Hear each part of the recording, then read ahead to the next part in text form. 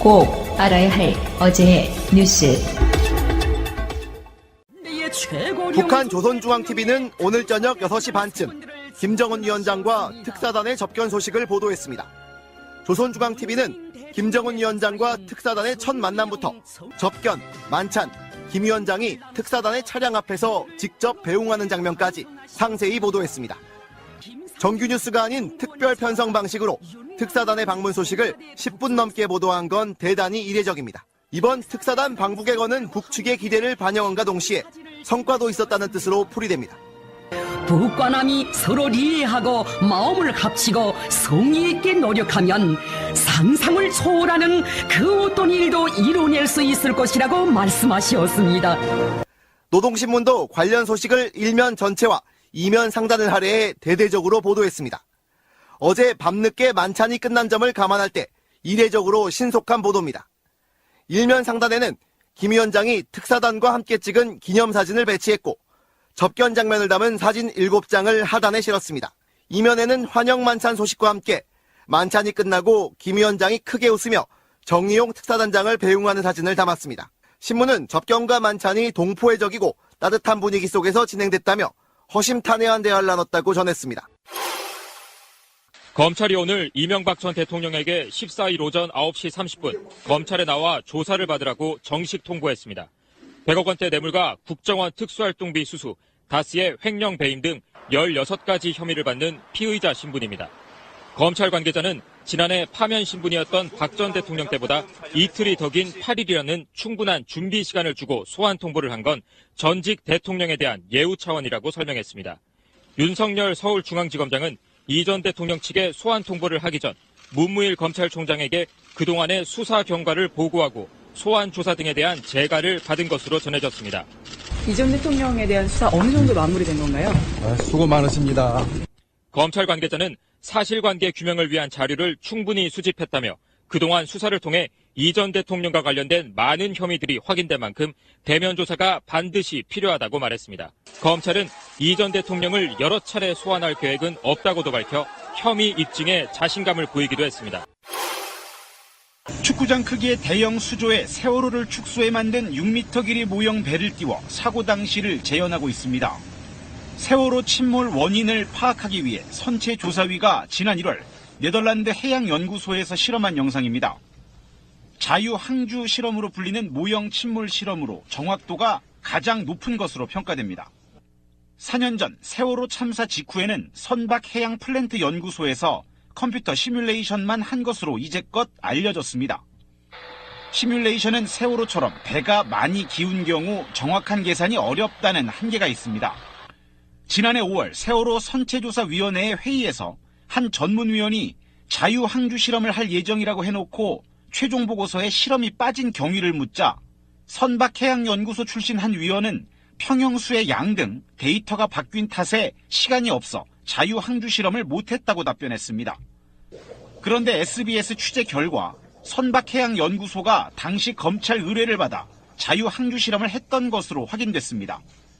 선체조사위는 최근 이 연구소 출신 한 전문가를 통해 실험 사실을 확인했다고 전했습니다. 사고 원인을 규명할 핵심적인 실험을 해놓고도 4년간 공개하지 않았던 겁니다. 더불어민주당 김철민 의원실은 선박해양연구소 측에 실험 보고서 제출을 요구했지만 검찰이 동의하지 않으면 자료를 줄 수 없다며 버티고 있습니다. 방송 중간에 좋아요를 눌러주시면 새날팀들에게 큰 힘이 됩니다. 미리 감사합니다. 트위터가 진짜 언론입니다. 충남도지사 인터뷰 시리즈 이제 이미 복귀왕 후보는 다녀가셨고요. 굉장히 많이 덕을 받다고 감사하다고. 예, 저도 좀 덕 좀 봐야 될 것 같으네요. 예. 자, 양승조 의원님 나오셨습니다. 어서 오십시오. 예, 반갑습니다. 양승조 의원입니다. 양승조 의원께서는 천안병에 지금 지역구시고요. 예, 그렇습니다. 그리고 무려 사선 의원이시고, 예. 변호사시죠, 또 원래. 예, 그렇습니다. 예. 그리고 제가 관심 많은 게 우리 방송이 정책을 다루는 프로그램이 또 다른 데 있어요. 그렇다 보니까 보건복지위원회 위원장이시잖아요, 또. 예, 현재 그렇습니다. 예. 그렇다 보니까 여쭤볼 것들이 꽤 많고. 예. 그렇습니다. 어쨌건 지금 방송 들으시는 분들이 다 아시는 이야기겠지만 현재 충남도지사였던 오늘 새벽까지 도지사였던 바로 안희정 지사의 그 불미스러운 스캔들 때문에 네네. 굉장히 좀 여러 가지로 힘드실 거라는 생각이 좀 들어요. 네네. 이친의 입장이. 예, 그렇습니다. 하여튼 뭐 우리 같은 당 동료 당원이었고 또 오랫동안 함께 당선한 입장에서 볼 때는 굉장히 안타까운 면도 개인적으로 있지만 그보다는 일단 피해 당사자한테 그 커다란 그 아픔에 대해서 맞습니다. 어떻게 치유할까 그 커다란 걱정이 되고요. 또 우리 그 충남 도민 입장에서는 얼마나 당황스럽고 얼마나 놀라셨겠어요. 예, 그러면 그때 민주당 당원이 한 사람이고 예, 저도 그 민주당 사무총회가 최고위원을 지내지 않았습니까? 예. 이런 당의 중진의 한 사람으로서는 우리 충남 도민께 정말 머리 숙여 100번 사죄하는 마음으로 예, 사죄의 말씀을 드립니다. 예, 맞습니다. 사실 이런 상황 자체는 무조건 피해자 중심으로 이야기를 해야 되는 게 맞을 것 같고요. 예, 그렇습니다. 예. 그러니까 사실은 이제 안희정 지사의 유탄을 지금 많은 분들이 맡고 계시긴 하지만 어떤 면에서 보면은 큰 의미에서 같은 가해자가 될 수도 있다고 생각해요. 진영으로만 본다면. 그런 측면도 분명히 없지 않아 있다. 예, 그렇습니다. 이게 뭐 상대당 당원도 아니고요. 예, 그래서 우리가 함께 힘을 모아서 예, 도시를 만들고 또 많은 충남의 동지들이 예, 그분이 대선 후보 경선 때 함께 하지 않았습니까? 예. 이런 면에서 볼 때는 우리가 넓은 의미에서의 가해자, 넓은 사죄하는 입장에 있는 것도 분명하다고 생각합니다. 예. 근데 현실적으로는 또 바로 앞에 지방선거가 있고요. 현재 제가 알고 있기에 안희정 지사의 친구라고 하는 박수현 후보는 지금 선거운동을 중단했다고 하고 사실 의원님도 그 상황이 좀 사실 좀 비슷하지 않습니까? 여기서 무슨 선거운동이 가능하겠어요? 왜냐 선거운동이라면 저는 예비후보 등록을 하지 않은 상태인데요. 예. 뭐 실제 선거운동이긴 하지만 그 의정활동 일환 속에 하는 거긴 한데 어쨌든 오늘 저도 예, 다른 일정은 좀 중단하고 이 자리에 왔다는 말씀을 드릴게요. 그래서 인터뷰하는 것도 좀 상당히 안 좋은 시기에 이렇게 인터뷰를 하게 돼서 상당히 부담스러워서 네. 실제 이 인터뷰를 또 나중에 미루자 연기하자고 제안을 해야 될지 상당히 고민했다는 말씀 올려드릴게요. 저도 마찬가지예요. 의원님 만나가지고 좀 화기애애하고 좋은 분위기로 이야기를 할 수 있을 만한 상황이 아니고 여기서 아무리 뭐 정책 같은 거 이야기해도 사람들 귀에 안 들어올 거다. 이 사이에 또 양승조는 또 선거운동하고 있네 이런 소리 들을까 봐서 그런데 이제 상황이 어떻게 됐더라도 할 건 해야 된다는 차원에서 그냥 같은 시간대에 모셨습니다. 네. 알겠습니다. 많은 분들이 이 사건 자체가 엄중하다 보니까 이 엄중함에 대해서 많은 국민들이 지금 충격적인 상황이라서 어떤 분위기 좋게 막 재밌게 이렇게는 못하고 어쨌건 할 일은 해야 되는 거잖아요. 그렇습니다. 예. 그런 측면이라고 생각하고요. 잠시 후에 다시 오겠습니다. 제도로서의 민주주의가 흔들리고 구타는 일은 이제 없습니다. 민주주의가 밥이고 밥이 민주주의가 되어야 합니다. 자, 일단은 아까 제가 소개해드린 대로 네네. 보건복지위 상임위원장이시잖아요. 네네네. 어떠세요? 보건복지위가 사실은 문재인 대통령 때 가장 핵심 상임위가 될 수밖에 없거든요. 아마 앞으로 문재인 대통령 결정의 핵심 상임뿐만 아니고요. 예. 앞으로도 그럴 상임위가 보건복지라고 생각합니다. 그러니까 앞으로의 모든 정치는 사실 복지로 갈 수밖에 없는 상황. 복지 중심으로 갈 수밖에 없고. 그럴 수밖에 네. 없는 게요. 지금 현재 우리가 예산의 한 34% 정도가 그렇죠. 예, 보건복지하고 이제 복지 예산인데요. 이런 그게 OECD 평균에 비하면은 그 한 60% 정도밖에 안 되거든요. 예, GDP 우리가 한 10.5% 정도인데 OECD 평균은 그 한 22.1% 정도 내외란 말이죠. 달리 말씀드리면 GDP 기준 한다면 OECD 평균의 2분의 1 정도밖에 우리가 복지 비용이 들어가지 않기 때문에 앞으로 가면 갈수록 이런 보건복지 상임이 어떤 복지 중요성이 날로 증가할 수밖에 없는 거죠. 그런데 저번에 예산이 상당히 많이 깎인 부분도 있잖아요. 문재인 대통령이 내놓은 예산. 예, 그렇습니다. 뭐 일단 기초연금과 아동수당 같은 경우는 우리가 5월 1일부터 시행하려고 했는데 9월 1일부터 하면서 이제 많이 깎였다는 말씀을 드리고요. 예, 특히 어떤 공무원 그 채용 문제에서는 상당한 부분이 깎였다고 해야죠. 그러니까 현실적으로 아마 도지사가 되시더라도 가장 관심 보내야 되는 분야는 역시 뭐 도민이 행복한 거는 그 복지가 아니겠어요. 그냥 복지라는 것은 아주 쉽게 표현한다면 제 표현 방식인데요. 예, 목마른 사람, 갈증 나는 사람한테 물을 주는 거거든요. 예, 배고파서 허기져 있는 사람한테 밥을 주는 거거든요. 이런 면에서 볼 때 목마른 사람이 있음에도 불구하고 허기진 사람만 있음에도 불구하고 물과 음식을 주지 않는 것은 정부의 존재 이유, 도의 존재 이유를 망각하는 행동이죠. 그렇죠. 그러니까 결국에는 좋은 일자리 많이 만들고 아울러서 복지도 같이 가는 그게 좋은 나라라고 보면 맞을 것 같고요. 예, 맞습니다. 예. 그럼 지금 현재 여러 가지 복지 관련된 논란들 중에서는 핵심은 문재인 케어 아니겠습니까? 예, 문재인 케어도 핵심 중 과제 중에 하나입니다. 예. 그중에 지금 어떻게 되고 있어요? 문재인 케어는 실질적으로 여러 가지 그 표현되는데요. 지금 그 국민건강보험료로 보장되는 그냥 건강보험 보장률이라고 하는데요. 예. 보장률 자체가 우리 한 63.4% 정도 됩니다. OECD 평균은 한 80% 정도거든요. 달리 말씀드리면 아프고 치료받을 때 한 20%만 부담하는 게 OECD라 보면 우리 같은 경우는 한 36% 정도를 개인이 부담해야 되는 그렇죠. 문제죠. 그래서 이런 건강보험 보장률을 우리 문재인 정부 내에서 한 70% 정도로 올리고요. 예, 우리가 한 그 궁극적으로는 OECD 평균만치는 예, 본연 높여야 된다는 건데 일부 직능단체에서는 이제 분명히 또 데모도 하시고 반대 의견도 내세우고 있죠. 예. 근데 문재인 케어의 최종적 목적은 미용을 제외한 모든 의료를 문재인 케어로 하겠다. 물론 거기에 이제 그 보장률이랄까 이런 건 좀 달라지긴 하지만 그렇다 보면은 보건복지위에서 해야 될 일이 굉장히 많은 거잖아요, 사실은. 그렇습니다. 실질적으로 우리 문명국가라면요. 예. 아파서 치료를 못 받는다든가 또 치료를 받음으로 해서 의료 파탄 상태에서 빈곤가구로 전락하는 일은 없어야 되는 거거든요. 그건 이미 OECD 상당 국가가 이미 그런 식으로 국가를 운영하고 있죠. 그러면서부터 우리는 그 점에 대해서 아직 멀었다는 그 현실이고요. 앞으로 방향은 분명하게 문재인 케어 한마디 건강 보장률을 높여야 된다, 향상시켜야 되는 것은 분명한 우리의 목표라고 생각하죠. 그런데 사실 국회 상황이 그렇게 녹록치가 않잖아요. 어쩔 때는 자유한국당뿐만 아니라 다른 군소야당들이 존재감을 과시하겠다고 협공하는 그런 형태가 되면 사실 정부에서 제시한 예산안 그대로 통과시키기 힘들잖아요. 예산안은 그렇습니다. 건강 보장률을 높이는 부분은 상당 부분은요. 우리가 또 법률 개정을 통하지 않고 어떤 심사를 통해서 할 수 있는 여지도 꽤 많습니다. 다만 법률을 통해야 되는 것은 지금 현재 더불어민주당 같은 경우가 여당이 뭐 과반수 한참 미달되는 의석수 아니겠습니까? 그렇죠. 결국은 자유한국당이든지 바른정당이든지 민평당이든지 정의당의 그 절대적 협조가 없으면은 이 법률 통과는 사실 한 걸음 나가기가 쉽지 않은 거죠. 근데 상임위원장이란 자리가 사실은 또 그 상황에서 중립을 지켜야 돼요. 근데 속마음속으로는 팔이 안으로 굽어야 될 거 아니에요. 이게 굉장히 어려운 작업. 솔직히 말해서 뭐 당연히 팔이 안으로 굽을 뿐만 아니라요. 제 그 의사와 제 가치관이 일치한다고 보면 되죠. 자, 굉장히 어려우신 자리고 이제 이 상임위원장은 또 후반기로 가면 또 바뀌시는 거죠? 그렇습니다. 하여튼 5월 말까지가 상임위원장 임기고요. 5월 31일부터 새롭게 원구성이 돼서 상임위원장과 상임위원이 교체되는 시기에 와 있는 거죠.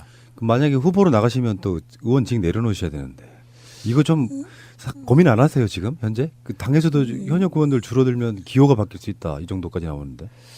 그런 고민이 전혀 없다면은 이 당원으로서 이 충실한 당원이 아니고요.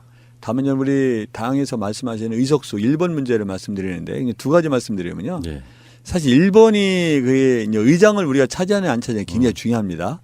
다만 선거에서 기호 1번이나 2번이는 우리 대한민국 국민의 평균 그 학력 수준이라든가 어떤 그 언어 해독 능력을 볼 때 전혀라고는 하지만 저는 99% 문제 안 된다고 생각합니다.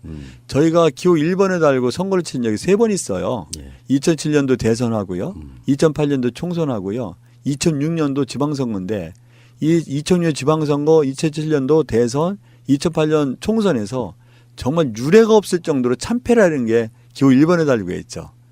다만 의장 같은 경우가 의장을 선출할 당시에 제1당을 기준으로 한다면 의장을 차지하는 건 굉장히 중요한 의미가 있다고 보여지고요. 우리가 한 5석 정도 앞섭니다 지금. 그런데 아마도 우리가 현역 의원이 9분이세요. 그 9개 시도에서 우리가 현역 의원이 9분인데 그렇다면 현실적으로 우리 민주당 의원이 아무리 그 후보가 많이 돼도 한 5명 정도 내리라고 보여집니다. 현실적으로는 5명이라면은 일단 5석에서 우리가 동수가 되는데 저쪽도 줄어드니까. 그렇습니다. 자유한국당도 분명히 한 석이 줄어들기 때문에 그 일당주의 문제는 이런 지방선거에 나설 후보자의 결정적인 사유는 안 된다. 그렇게 판단하고 있습니다. 저는. 확실하게 의원직 사퇴할 사람이 저쪽에는 이철우 의원이 한 분 계시거든요. 세 분 정도는 네. 누가 되면 분명히 그 사퇴하죠. 예. 아, 그러고 보니까 그러네요 또. 제가 네. 의원님한테 설득 당했어요 지금. 아닙니다. 현실 그대로 네. 예, 팩트입니다. 이거. 생각해보니까 요즘에 우리나라 국민들이 1번, 2번 구분 못해서 찍는 경우는 없을 텐데 이제 왠지 여당이다 보니까 상징적으로 1번을 갖고 있어야 되는 거 아니냐 이런 측면이 있었는데 말씀 듣고 보니까 어차피 지방선거가 끝나고 나면은 그건 같이 재보궐선거죠 그 당시에. 네네네. 그럼 만약에 후보가 되시는 것과 의원직을 내려놓는 게 어느 게 더 빠른 일이에요? 그게 이제 의원직을 내려놓는 걸 한 달 전이니까요. 음. 그 5월 한 13일 정도가 되지 않겠어. 13, 14 정도가 되겠죠. 그래서 그게 의원을 뽑는 것보다는 의원직 사퇴하는 게 더 되는데 일단 후보가 확정되는 게 먼저입니다. 그렇죠. 예, 그다음에 의원직 사퇴하는 거고 말씀드린 대로 뭐 기호 1번, 2번 자체는 저는 절대적 의미가 없다고 생각합니다. 아마 기억나시는지 모르겠지만요. 심지어 2006년도 기호 1번에다가 동시선거 지방선거를 했을 때요. 서울의 지역구 광역시의원이 한 95명 정도 뽑는 걸로 기억하는데 단 한 명도 안 됐어요. 아하. 경기도는 100명이 넘었었는데 단 한 명이 도연이 안 됐고요. 물론 비례대표는 됐습니다. 인천도 광역시의원이 단 한 명도 안 됐어요. 그 1번을 알고 그런 거란 말이죠. 1번을 하나 뽑는 건데 우리 국민들께서 1번, 2번 의미 거의 다 아십니다. 예. 국회의장도 뭐 좀 전에 말씀하신 것처럼만 보면 일당을 놓치기는 좀 그럴 일은 사실상 거의 없을 것이다. 저는 사실상 거의 없다고 봅니다. 예. 그렇군요. 알겠습니다. 자, 그 부분은 이제 넘어갔고 설득 당했고요. 아유, 뱀습니다. 예. 지금 제가 의원님 하면은 떠오르는 게 의원님 자체가 막 이렇게 언론에 막 조명을 받으면서 뭔가 이렇게 대중적으로 굉장히 많이 친화적으로 하려고 하시는 분이라기보다는 묵묵히 일하시는 스타일 저는 보이는데 그중에 하나 떠오르는 게 2013년에 박근혜 대통령이 선친 박정희 전 대통령이 암살 당했던 것과 같은 전철을 밟을 수 있다. 이렇게 발언해서 엄청난 비난에 시달리시지 않으셨어요? 비난 정도가 아니라 엄청난 협박을 느꼈죠. 근데 지나고 보니까 딱 그렇게 됐잖아요. 뭐 그 당시 결과적으로 그런데요. 네. 그 당시는 뭐 우리가 실질적으로 비난 협박 정도가 아니고요. 그 당시 이정인 홍보수석이 저에 대해서 그냥 규탄 기자회견을 했는데 손을 부들부들 떨지 않았습니까? 또 한 이틀 뒤에는 대통령께서 제 이름은 안 됐지만 제가 한 얘기를 그대로 또 분노에 찬 목소리를 하셨고 그 당시 새누리당 같은 경우는 바로 그날 규탄대회를 규탄대회를 열고요.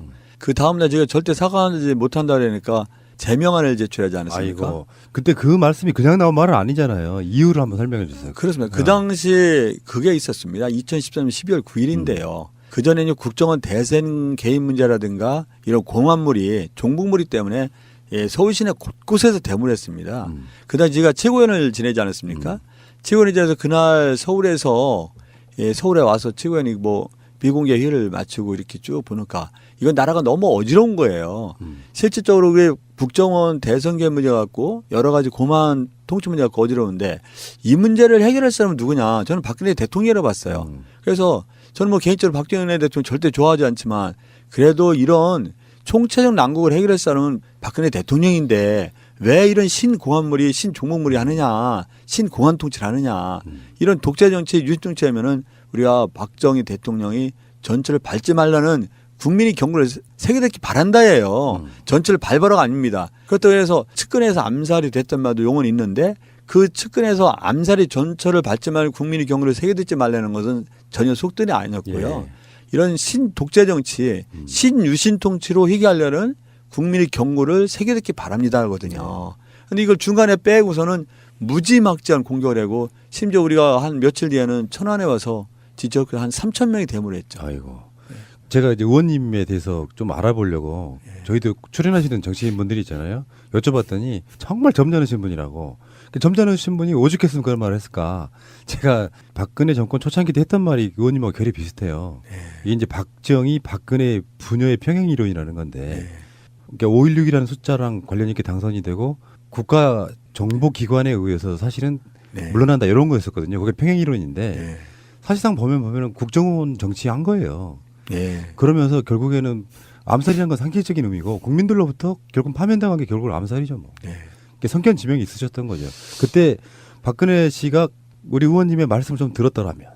그런 하여튼 제가 그분의 어떤 정치 철학이라든가 정치관에 전혀 동의하지 않고요. 더군다나 박정희 대통령님 만주 군관학교 나오고 일본 육사 나온 분이 따님 아니겠어요? 이런 분이 대통령이 되는 건 저는 민족 정기에 맞지 않다고 봐요. 그럼요. 역사 정의에 맞지 않기 때문에 네. 심지어 5천만 명이 다 대통령 돼도 저분은 안 됐으면 좋겠다는 게 박근혜 대통령님의 개인적인 문제가 아니고요. 역사적 정의 문제거든요. 저는 그래서 굉장히 이건 아니다라고 생각했었는데 그런 과정에서 대통령이 됐으면 더 국민을 위해서 우리 민족을 위해서 아버지 직과를 속죄하는 뜻에서도 더 민주적으로 더 국민이 곁에 하고 소통하게 하는데 정반대의 길을 걷지 않았습니까? 그렇죠. 그런 아쉬움이 있는 거죠. 예. 굉장히 많은 사람들이 그렇게 하면 안 된다고 이야기할 때 들어주는 것도 지도자의 덕목 중에 하나였을 텐데 말입니다. 그렇습니다. 예. 예. 그리고 이게 이제 점잖으신 분이 화나면 무서운 게 그 아까 좀 전에 말씀하신 박근혜 관련한 발언은 2013년이었고요. 그때가 한참 이제 집권한 그 1년차 그 시기였었고. 채 안 됐을 때죠. 그리고 2010년 4월 27일 날은 이명박 정권 때인데 네. 그때가 바로 세종특별자치시 수정안이 사실은 완전히 훼손돼 버린 상태에서 지금 그게 진행된 거였잖아요. 네, 그렇습니다. 네, 그래서 네. 지금 그때 하신 말씀이 이런 거예요.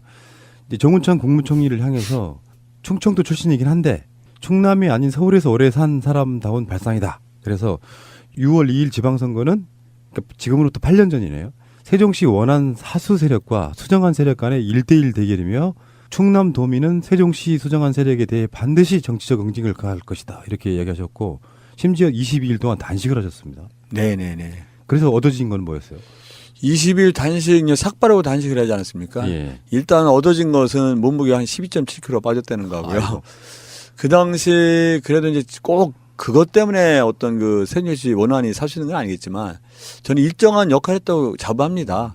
왜냐하면 제가 단식 투쟁하고 20일간 단식 투쟁을 해서 우리 당의 수도권의원도 한 번도 동요하지 않고 세종시 원안 사수에서 한결같은 대우를 유지했죠. 예. 예, 투표할 때. 제가 이제 노린 목적은 두 가지거든요. 최소한 충청남도 도민이 흔들려서는 안 된다. 더구나 동료위원이 이렇게 목숨을 건 단식 투자를 하는데 우리 동료위원이 어떤 지역의 어떤 여러 가지 이해관계 때문에 거기 흔들려서는 안 된다는 두 가지 목적을 했는데요. 실제로 우리 동료위원님들이 나중에 투표할 때 아시겠지만 한 명도 이탈자가 없다는 거하고요. 예. 실제로 충청남도 그때가 단식이 1월 15일에 2월 3일인가 끝났는데요.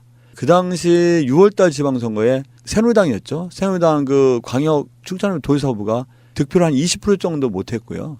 특히 지가 속한 천안 같은 경우는 도의원이 7명 뽑는데 새누리당 같은 경우는 한 명도 당선이 안 됐었죠.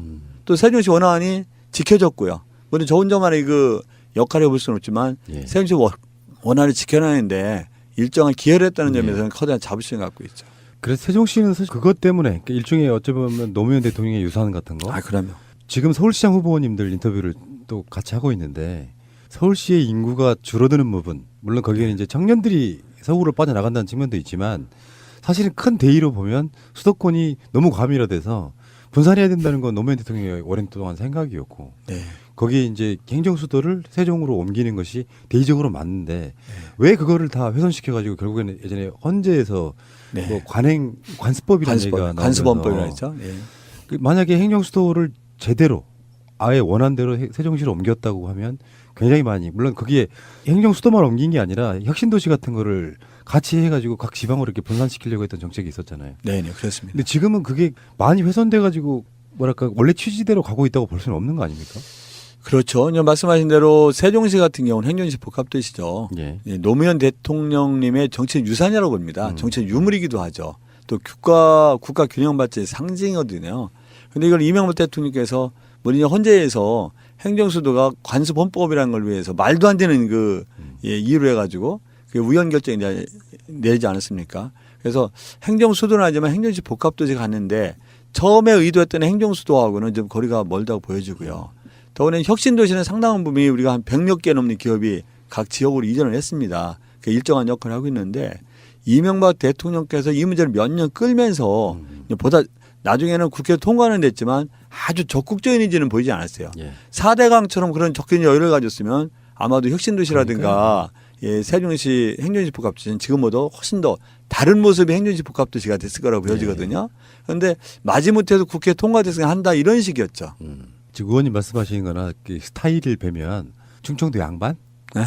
그러니까 좀 다른 지역에 비해서는 뭔가 좀 여유롭고 인간적인 품성이 또 훨씬 더 이렇게 깊어 보이는 분들인 건 사실이고 뭐 지역 감정을 유발하려고 하는 건 아니지만 그럼요. 예. 사실은 우리가 호남도 영남 위주의 정권들에 보면 굉장히 홀대를 받았다고는 하지만 반대의 목소리를 내므로써 자기들의 어떤 위치를 지켜가는 측면이 있고요. 정치적으로는. 네네네.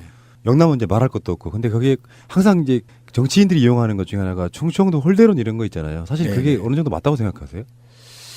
홀대론이라고 제가 뭐 절대 지역 감정 문제는 하는 거 아닙니다. 저희가 뭐 근데 지금 충남 도지사 예. 나가시는 분이니까 저는 국회의원 입장이기 예. 때문에요. 그렇지만 이런 생각을 갖고 있습니다. 뭐냐면 지역 무대접론이에요. 홀대론 같은 경우는 거의 호남에서 또 이런 그 용어가 굉장히 휘저되지 않았습니까? 충청도 같은 경우는 무대접론이죠. 예를 들어서 예전 그 권위정부 시절 같은 거 보면 장관 같은 걸 인선할 때요. 어떤 호남 같은 경우는 호남에 불가피가 어느 정도는 줘야 된다는 게 있었을 겁니다. 우리가 의치권에 있을 때는 영남 문제가 있는데 충청남도나 충청도에 그런 배려가 있는지는 잘 몰랐겠어요. 네. 잘 인식하지 못한다 싶고 그러다 보니까 무대접론이 나오고요.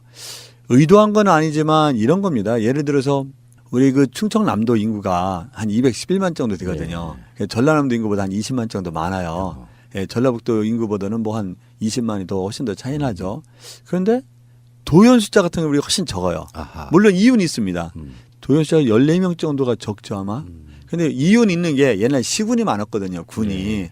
군이 많았기 때문에 도연이 많은 건 이해하지만 이런 거를 알 때마다 이게 웬일인가? 우리 도민들을 의아하게 생각하는 거죠. 어허. 예, 그런 이런 정치권에서뿐만 아니라 여러 군데에서 이루어지고 실질적으로 이 자리에서 꼭 말씀드리고 싶은 것 중에 하나가 세종시가 이제는 그 행정지 복합도에 세종시 가지 않았습니까? 근데 우리 충청남도 입장에서는 특별자치시가 됐잖아요. 예. 그러니까 엄연한 별개의 자치시거든요. 그렇죠. 그럼 충청남 입장에서는 공주시 일원하고 연기군을 통째로 아하. 세종시 넘겨줬는데 네.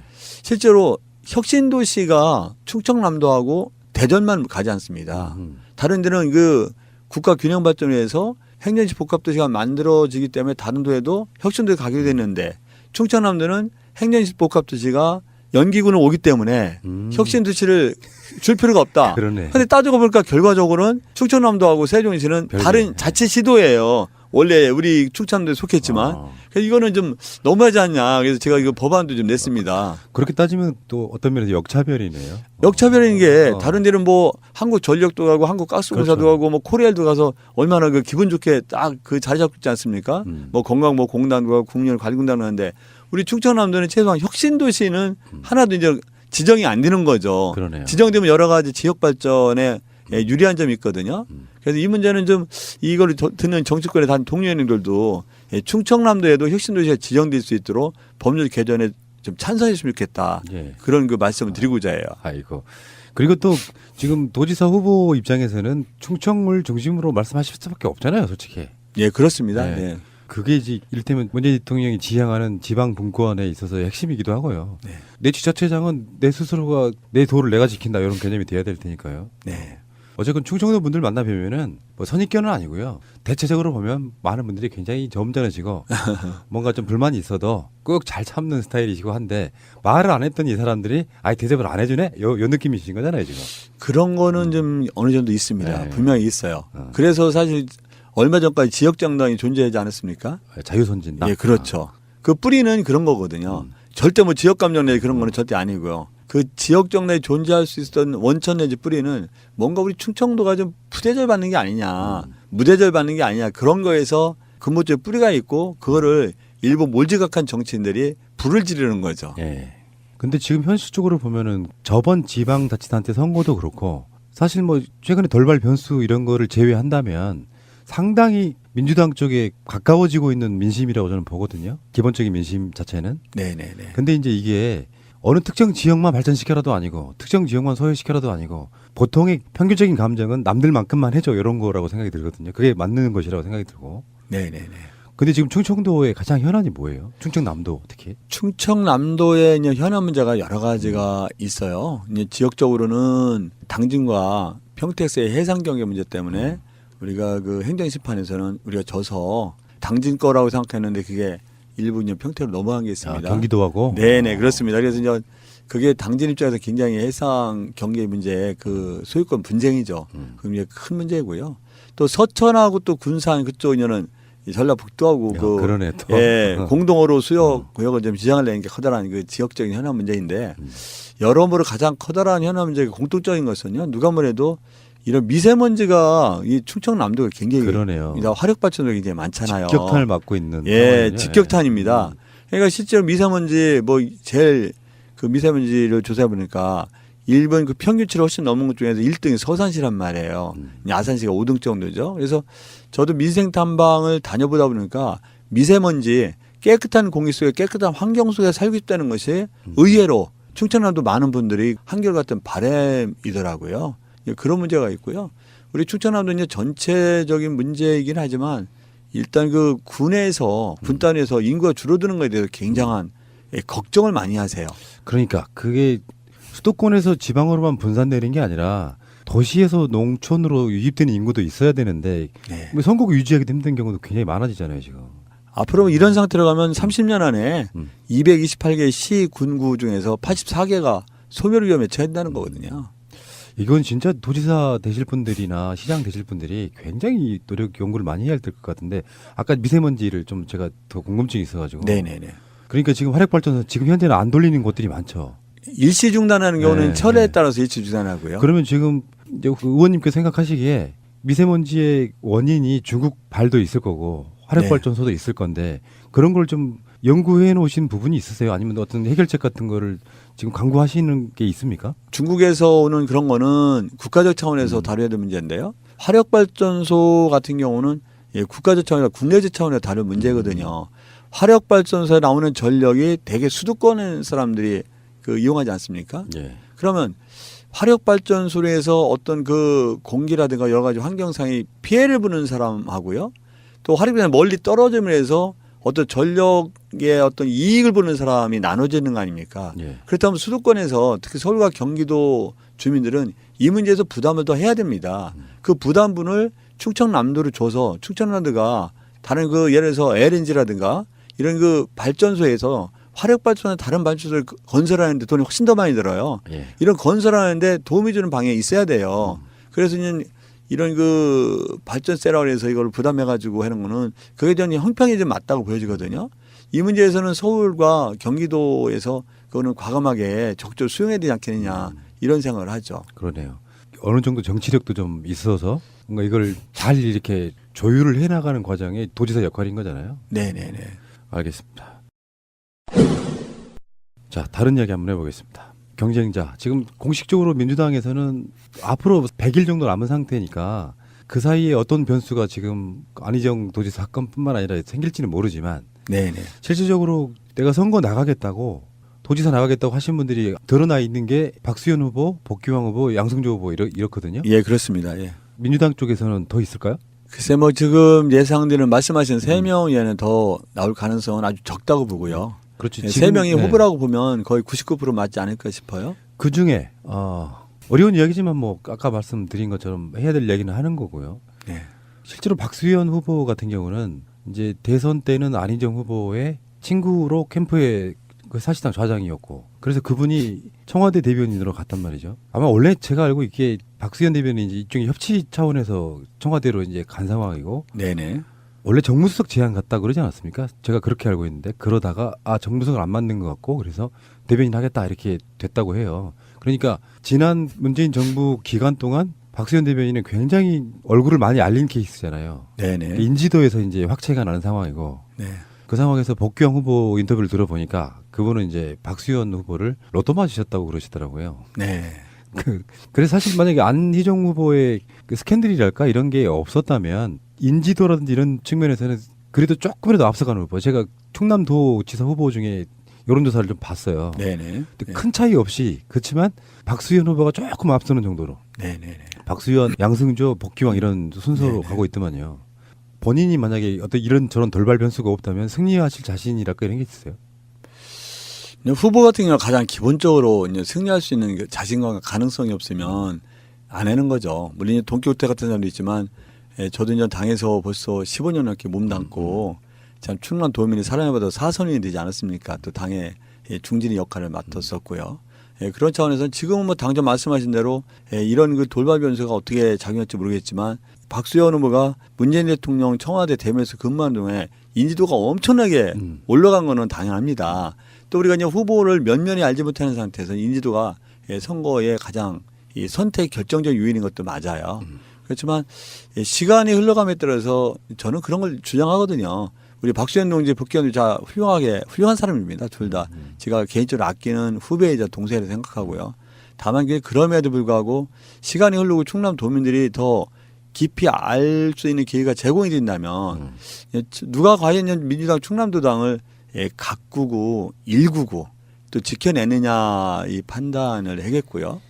다른 광역 지자체장이 대개 만든 사람이 선수를 보면 3성급, 4성급이에요. 물론 그렇지 않은 것도 있습니다만. 그러면 다른 지자체장이 3성급, 4성급의 중량을 선택한 이유가 있을 거라고 보여지거든요. 그런 거를 설파하고 그런 기회를 좀 많이 넓혀간다면 결국에는 뭐 우리가 도민들께서 당원들께서 선택을 저 양수진한테 해주지 않을까 그런 그 전망을 갖고 있죠. 그러면 충청남도에는 사선 의원 양승조 후보 말고 비슷한 비중을 가지신 분이 계세요? 이 국회에? 저랑요 정진석 의원께서 같은 사선이고 저쪽 분이잖아요. 예, 그렇죠. 제가 이제 사선이고 삼선이 없는 상태에서 재설 의원님이 한 분 계신 거죠. 그러시구나. 그러면 이제 정치적 무게로만 보면은 일단은 충남도지사 나갈만 하시다 뭐 이런 건데 복귀환 후보 같은 분들은 또 전략이 굉장히 좀 재밌으시더라고요. 그러니까 톡톡 튀시기도 하고 뭔가 좀 젊은 느낌 좀 나고. 네. 그러니까 한쪽은 인지도 높은 사람, 한쪽은 이제 치고 올라오는 신진 뭐 이런 느낌이고 중간에서 이제 잘 하셔야 되는데 이런 질문 좀 어려울 수도 있는데요. 이건 뭐 현실이 현실이니까. 그렇죠. 안희정 지사는 도정은 잘한 편이었어요? 객관적으로 보면 잘했다고 생각합니다. 일단 시민과 도민과의 협치 문제에 있어서는 우리가 배울 점이 굉장히 많았다고 보여지고요. 도의원이 그 의석 비율을 보면 10대 30이거든요. 2기에서는요. 10대 30인데 그런 과정에서 나름대로 절대 열세 안 해요. 여당이. 그런 거에서 도정을 잘 이끌었다고 보여져요. 또 우리가 앞으로 도지사가 된다면 계속 발전시킬 부분이 있는 것도 분명히 있고요. 그래서 대체적인 평가는 좀 좋지 않냐 이렇게 평가를 해요. 그러니까 개인적인 사건은 사건이고 실제로 민주당 당적을 가진 도지사가 잘했냐 못했냐도 사실은 그 뒤에 있는 같은 선거에 뛰어드신 분들한테는 영향을 끼치는 거잖아요. 그렇죠. 그런 점에서 볼 땐 저는 안희정 도지사가 충분히 평균 이상의 성적을 냈다. 그렇게 생각합니다. 다만 이런 평균 이상의 성적, 우수한 성적을 낸 것이 이번 사건에서 전부 다 그러니까 묻히고 마지막 이런 사건만 부각되지 않을까 그런 우려가 있는 거죠. 안타깝고요. 실제로 안희정 도지사가 대선 후보급으로 올라온 측면은 충남도지사 도정을 8년 동안 잘 끌었기 때문이기도 한 거지 않습니까? 도정을 못했으면 후보가 될 가능성은 없었을 거라고 보고. 뭐 그런 측면도 충분히 있다고 보여집니다. 이거 지금 어떻게 사건이 정리가 되고 국민 여론이 어떻게 이제 며칠 지나고 나면 어떻게 반응할지 모르겠지만 개인적인 사건은 분명히 확실하게 진실 좀 밝혀야 되지만 도정을 잘한 것 이런 부분들도 간과해서는 안 되겠다 이런 생각을 한번 들게 만드는 그런 사건이네요. 보니까 이제 우리 의원님께서는 선거의 전략이랄까 이런 것 중에 지금 나와 있는 후보 중에 지금 현재 문재인 대통령 캠프에서 일한 사람 나밖에 없다. 그런 거거든요. 지금 박수현 후보는 안희정 캠프에 있었고 다음에 복귀환 후보는 지자장이기 때문에 어차피 캠프에 못 들어가는데 나는 문재인 대통령하고 선거의 관계에 대해서는 분명히 문재인 대통령하고 너무 잘하는 사람이다. 이런 거 아니에요? 전략은? 꼭 전략이라기보다는 이런 상황에서 그런 말씀드리기가 뭐합니다마는 일단 박수현 동지가 이제 안희정 캠프에 있었던 건 다 아는 사실이고요. 근데 안희정이 친구 문재인 입해서 소위 말하는 친한도의 세력도 않고 친문의 세력도 않으려는 그 전략을 갖고 지금까지 운동을 했어요. 저는 그게 전혀 나쁘다고 생각하지 않습니다. 후보자 입장에서 자기한테 조금이라도 유리한 지점에서 그걸 최대한 활용하고 살리는 게 너무나 당연한 자세이기 때문에 그 점을 비판하고자 하는 건 절대 아니에요. 그래서 박수현 동지께서는 말씀드린 대로 안희정이 친구에서 친한도 않고 문재인 입장에서 친문도 않겠다는 전략이 있는 것 같아요. 그게 실제 여러 가지 말씀을 하시죠. 근데 그런 면에서 볼 때는 지난 대선 때 저는 사실 중앙선거관리위원회 부위원장을 맡지 않았습니까? 공식적으로는 중립을 지켜야 되는데 실질적으로는 뭐 솔직히 말씀드려서 기초위원 시의원님들이죠. 시의원이든가 이런 분들이 문재인 캠프에 들어가서 활약을 했죠. 그 때문에 문재인 캠프에 직책은 안 맡았지만 문재인 후보를 도운 것은 사실이고요. 이제 문재인 후보를 도운 것은 사실이라는 측면에서 볼 때는 뭐 인가 좀 아니 이 대통령 후보 당시에는 우리는 문을 도왔는데 결과적으로는 그 상대 후보라고 할 수 있는 우리 박수현 동지는 안희정 표도 얻고 문재인 그 후보 표도 얻는다는 건 약간 모순 같아요. 모순이 아니라 그건 정의에 맞지 않는다는 생각이 들죠. 네. 그러니까 그런 면에서 아 그래 그렇다면 우리는 실질적으로 우리도 이제 굉장히 이게 부담스러운 거란 말이에요. 왜냐하면 충남 안희정 지사를 지지하는 사람이 굉장히 많지 않습니까? 그런 가운데 야 나 그 실적으로 대통령 후보 경선 때 누가 문재인을 도와줬냐라는 말을 하는 게 굉장히 어려운 그러네요. 선택이에요. 어려운 선택이지만 또 말을 안 할 수 없는 게 억울하신 거지 사실 알고 왜냐면 보면. 그렇죠. 왜냐면 꽁도 먹고 알도 먹으려는 그 생각이 드는 거예요. 그런데 그런 자세가 나쁘다고 말할 수는 없어요. 그거는 후보자는 누구나 그렇게 할 수밖에 없는 겁니다. 예. 그렇지만 우리 입장에서는 말씀드린 대로 이건 뭐 아닌데 이거는 뭐 이게 정의에 맞지 않지 않은 게 아닌가 맞습니다. 그런 생각이 들 수밖에 없는 거죠. 저도 충분히 입장이 이해가 돼요. 실제로 왜 이런 걸 또 어떤 면에서 역차별이라고 할 수도 있어요. 네. 열심히 중간에서 막 도운 사람은 네. 홀대받는 느낌이고 왜 협치를 해야 되니까 또 상대방 지정에 있는 사람 데려와야 되고 거기에서 그래서 복귀왕 후보가 그렇게 말씀하셨군요. 로또 맞은 거다고. 왜냐하면 다른 직책은 TV에 안 나와도 돼요. 대변인은 맨날 TV에 나오는데 사람이 후보를 고를 때는 결국은 여론조사는 인지도인데 네. 박수현은 알 것 같은데 양승조는 자기 지역구 아니면 모를 수도 있잖아요. 아 그렇습니다. 그건 뭐 틀림없이 있는 거죠. 예. 예. 억울하시네. 참, 예. 그렇군요. 만약에 네네. 제가 흐름으로 보면 이런 건 있습니다. 뭐 돌발 변수는 있고 정치는 생물이긴 하지만 어떻게 도민들이 의원님의 진심을 좀 알아줘서 도지사가 된다면 본인은 그냥 나오시는 건 아니잖아요. 요즘 같은 시대는 분명히 내가 충남이나 뭐 충남 아니라도 나가면 어떤 도시를 만들고 싶다 하는 뭐 뭔가의 나름대로의 전략이나 기획이나 꿈이나 포부나 이런 게 있잖아요. 네네. 처음에 사선 정도 하시고 그러면 국회에서 그냥 상임위원장 하셔도 훨씬 중앙정치가 훨씬 더 빛이 날 때도 있고 그런 거니까. 근데 내가 충남을 도지사를 나가야겠다고 생각하신 그 시작점이 뭐였을까요? 저는 이거 대한민국 사회적 위기 같다고 생각합니다. 예를 들어서 이제 우리가 자살률 1등을 우리가 OECD 국가에 14년째 하지 않습니까? 근데 저출산 세계적으로 유례없는 저출산이거든요. 예. 그 우리 합계 출산율이 1.30이 안 되는 게 초저출산 국가라고 하는데요. 우리가 이거 한 17년째를 하거든요. 세계 유례가 없어요. 고령화 유례는 일본이 있지만 저출산이 이렇게 오래 지속되는 나라는 유례가 없어요. 이 그 도시국가 빼고요. 이런 데서 여러 가지 사회적 위기 현상이 있는 게 우리 여러 가지 사회조사를 봐도요. 내가 아무리 열심히 해도 나의 사회적 경제주의가 상승될 가능성이 없다고 답하는 비율이 60%가 좀 넘어요. 그러니까. 여건이 허락되면 이민하고 싶다는 비율이 한 70% 정도 되거든요. 실제로 국적을 포기하는 사람이 1년에 2만 명 정도 넘죠. 이런 저런 여러 가지가 있기 때문에 저는 이 문제는 사회적 위기 현상이라고 보여져요. 그러면 대통령께서 잘 집권해서 이 방향을 잘 잡고 하시는데 이가 사선의 경험, 특히 이제 보건복지 상임위를 12년 하지 않습니까, 제가? 이런 경험을 살려서 충청남도를 나름대로 사회적 위기를 해소하고 도민이 행복하고 도민이 살만하는 국가 이런 그 도를 만드는데 한번 선도적 모델을 마련하고자 하는 게 가장 출마의 그 속뜻이에요. 그래서 저는 그렇게 생각합니다. 말씀드려 우리 충남을 대한민국의 복지수도 충남을 만들어 보자. 이게 대한민국 전체에 어떤 복지의 선도적 모델을 제시함으로써 대한민국 전체 복지 모델로 가는 길을 한번 제시해 보자. 그래서 충남 도민이 행복하고 충남 도민이 인간답게 살 수 있고 이것을 통해서 이 대한민국 국민이 행복하고 대한민국 국민이 인간답게 살 수 있는 만드는데 일정한 역할을 하자. 이게 가장 큰 그 도지사 출마의 변이라고 보면 되죠. 그러니까 예를 들면은 복귀왕 후보는 기초 시군을 끌면서 복지를 실험해 본 사람이고 네. 의원님은 이제 보건복지위원회 위원장이세요. 그렇죠. 그러니까 접근하는 방식은 다르지만 다루는 건 비슷한 뭐 이런 거잖아요. 양승조 충남도지사 굉장히 어울립니다.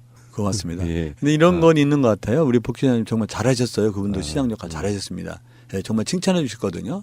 다만 저는 제가 우리 상임위 보건복지 상임위 예산이 한 64조 정도 됩니다. 예. 금년에 그 2018년이죠. 그거를 쓰신 게 아니고 처리하시는 거죠. 그렇죠. 쓰는 건 아니죠. 집행은 이제 복지부가 알겠죠. 그런데 여하간 그런 예산을 다루는데 충남 예산 같은 경우는 사실 한 6조 정도 되거든요. 6조. 네, 이제는 그 충남 교육청 예산이 한 4조 가까이 돼서 한 10조 정도 되는데 무슨 말이냐면 전체 예산을 보면서 12년간 예산을 보고 나름대로 그건 경험한 걸 갖다 어떤 6조 원의 예산을 보고 집행한다면 훨씬 더 정확하게 볼 수 있고 큰 차원에서 볼 수 있는 여지가 충분히 있다고 보여지거든요. 그러니까 의원님은 나는 최소한 예산을 보는 큰 눈이 있다. 뭐 예산을 보는 눈도 있고 그냥 다뤄봤으니까 직접 상임위서요 우리가. 그러니까 이게 지금 말씀이요. 제가 듣기에는 복귀왕 후보는 규모가 다르다 이런 이야기, 레벨이 다르다 이렇게 말씀하시는 거잖아요. 레벨이 다르다는 거는 결례 말씀이고요. 아니, 최소한 그런 건 있거든요. 우리 충남도 예산은 제가 뭐 자세히 보지 않습니다. 안 했지만 일단 어떠어떠 볼 때마다 최소한 공이 하나가 더 줄어드는 예산이잖아요.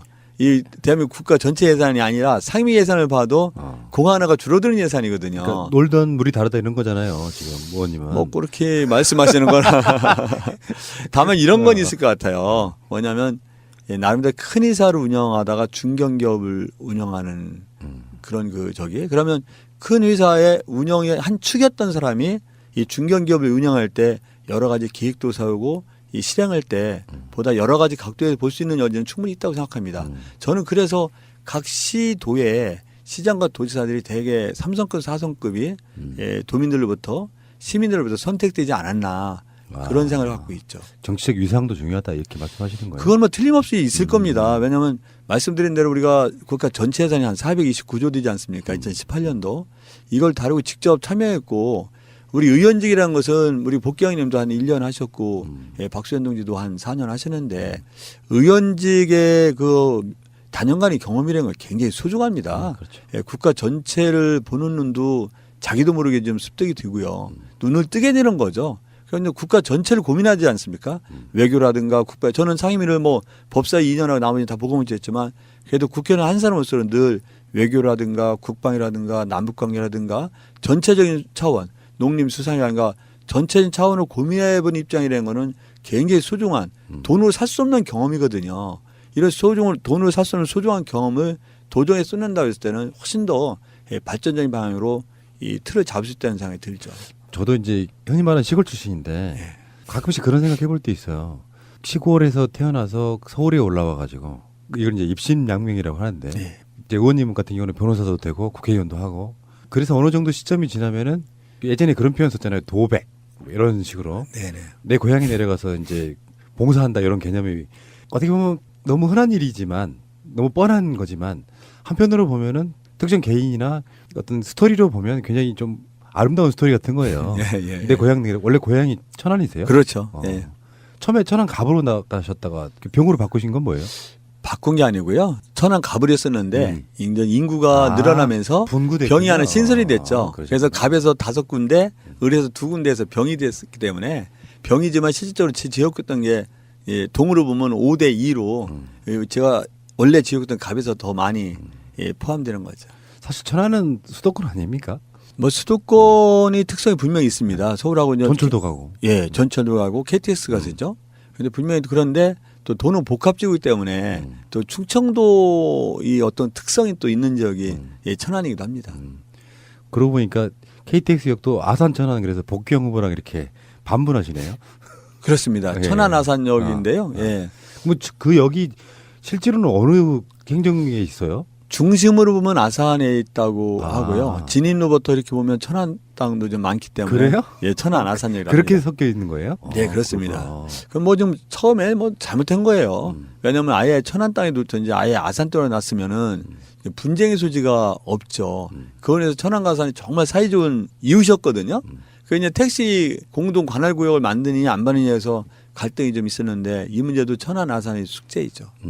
보니까 사실은 뭐 우리들이 이제 뭐 300명의 국회의원 중에 한 분이다 그러면 뭐 나오신 적이 없으면 별로 관심도 없고 또 이슈가 되거나 그런 뭐랄까 이렇게 확 튀는 분도 아니라서 관심은 없는데 생각해 보면은 뭐 민주당이 예전 같으면 호남에서 현재 자유한국당 그 류가 영남에서 뽑히는 거랑 좀 다르게 충청도로 가는 묘한 지역에서 사선을 할 정도면 굉장히 지역에서 인정받으시는 거죠.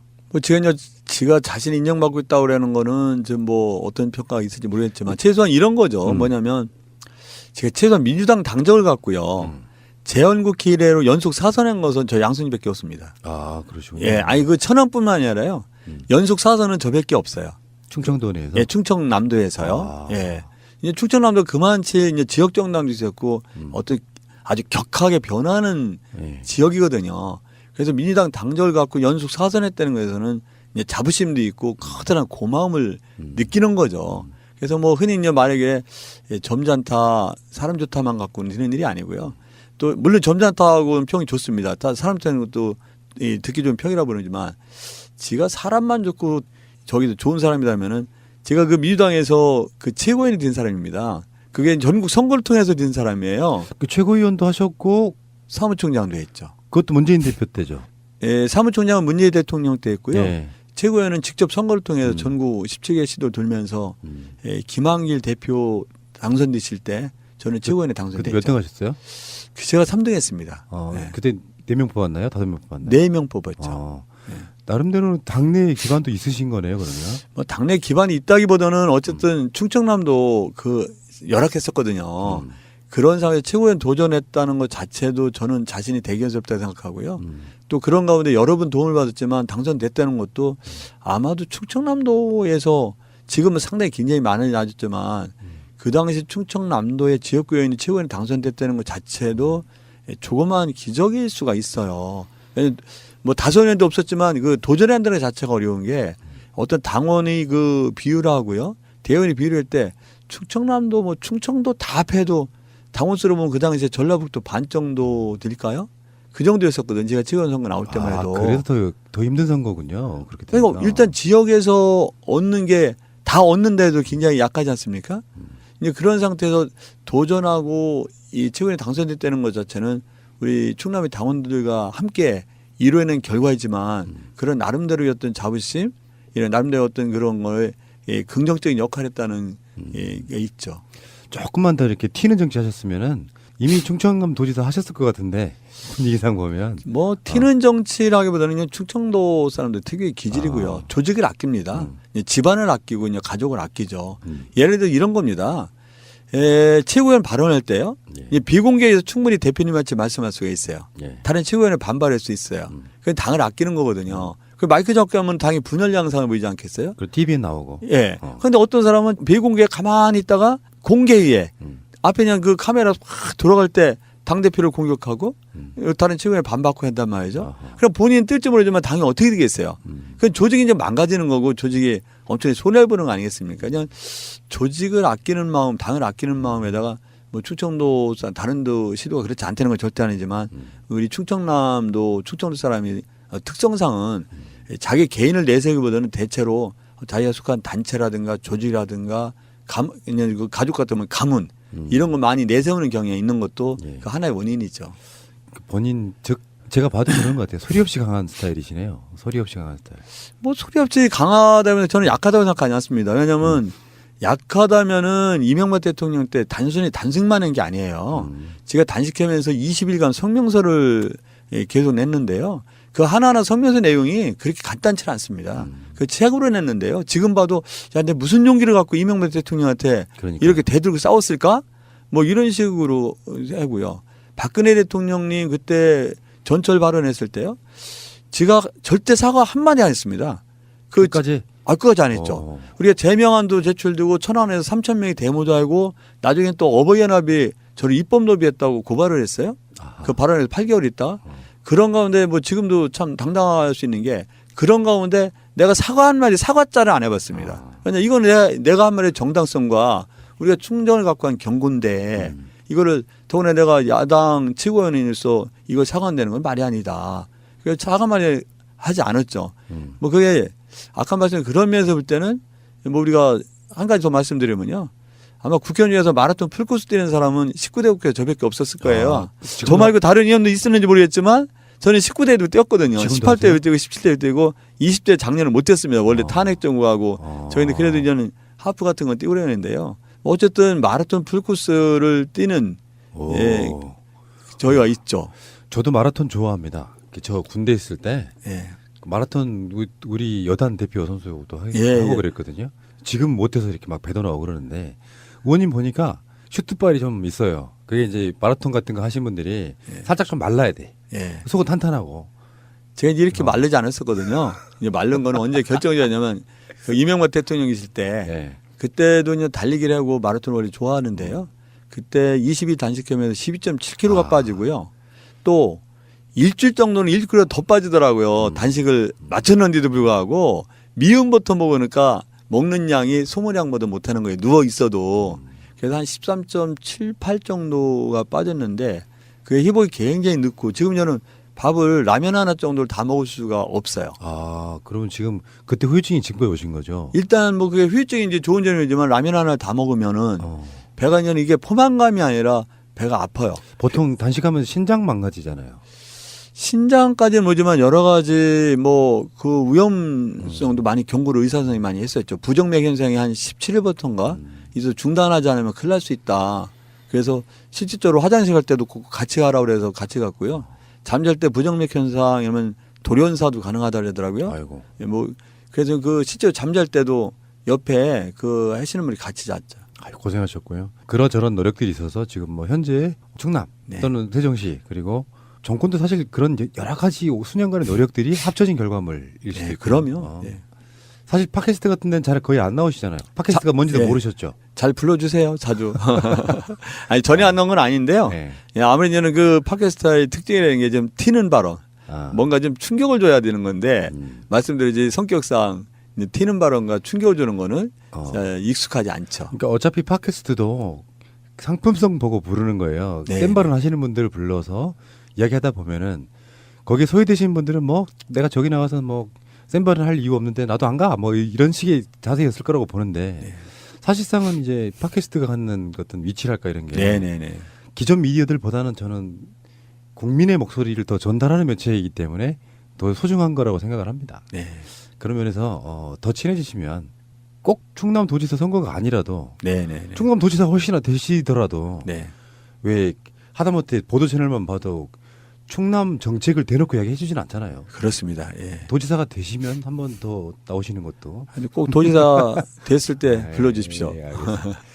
자, 좋은 시간이었고요. 저희 팟캐스트를 듣는 입장에서는 양승조 의원 이제 처음 들으신 분도 저는 있을 거라고 보는데 네. 이분들께 이제 새날 가족으로 입문하신 거예요. 네네. 이제 한번 나오시면 우리 가족 되시는 거거든요. 아이고, 예. 첫 인사이자 오늘 마지막 인사 좀 부탁드릴게요. 하여튼 다시 한번 이 팟캐스트에 초대해 주신 그거에 대해 진심으로 감사드리고요. 달리 말씀드리면 여러 가지 그 안희정 지사로 인해서 큰 파문이 일고 있는데 그 점에 대해서는 우리 청취자분들에게 진심으로 머리 숙여 사죄드린다. 민주당 더욱더 자성하고 저 또한 자성해서 국민의 신뢰를 받을 수 최선을 다했다는 말씀을 드리고요. 또 한 가지 소망했다면 이런 여러 가지 가운데 도지사 후보 경선에 승리하고 도지사 돼서 다시 한번 이 자리에서 인사드리고 싶은 소망을 갖고 있다는 점으로 인사 말씀 드리겠습니다. 약속하신 거예요? 예, 약속했습니다. 네. 예. 아까 제가 중간에도 말씀을 한번 드렸는데 안희정 지사 건이 있다고 해서 세상이 안 돌아가서는 안 되고 이런 사건을 계기로 양승조 의원님 같은 분들이 도지사가 되면 똑같은 일이 일어날 수가 없는 어떤 그런 좋은 세상을 만드는 데 있어서 쓰이면 되는 거라고 생각이 들고요. 안희정 지사가 도지사로서 잘한 일은 또 잘한 일대로 평가를 받아야 된다고 생각합니다. 예. 그렇습니다. 자, 좋은 시간이었고요. 의원님과 당선되셔서 만나 뵙기를 바라겠습니다. 예, 감사합니다. 고맙습니다. 네. 예.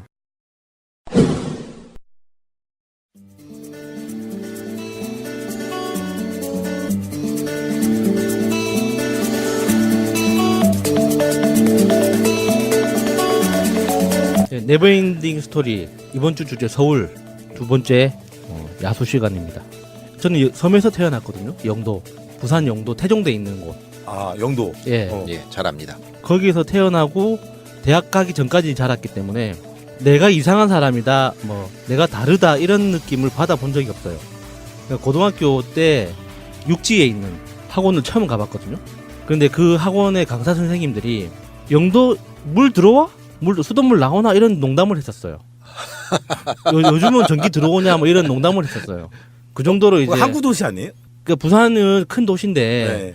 그러니까 영도는 섬이잖아요. 그래서 다리를 건너야 된단 네, 말이죠. 그렇죠. 영도교를 건너야 큰 다리가 두 개가 있지만 그래도 이제 육지에 사는 사람들 입장에서는 섬이라는 건 놀러 가는 곳, 관광지 요 정도의 느낌이지 뭐 그 사람들이 정착해서 산다는 생각을 잘 안 하더라고요.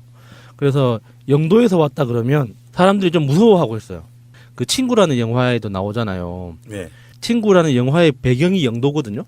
어. 거기 이제 뭐 살인 사건도 많았고 그 전국에서 사고를 범죄를 저지른 사람들이 도망 가다가 마지막으로 이제 숨어드는 곳이 그러니까 신분증 없이 숨어들 수 있는 가장 먼 섬이 영도였기 때문에 그 영도에 많이 숨어들어서 살았다고 해요. 고기잡이 배도 있고.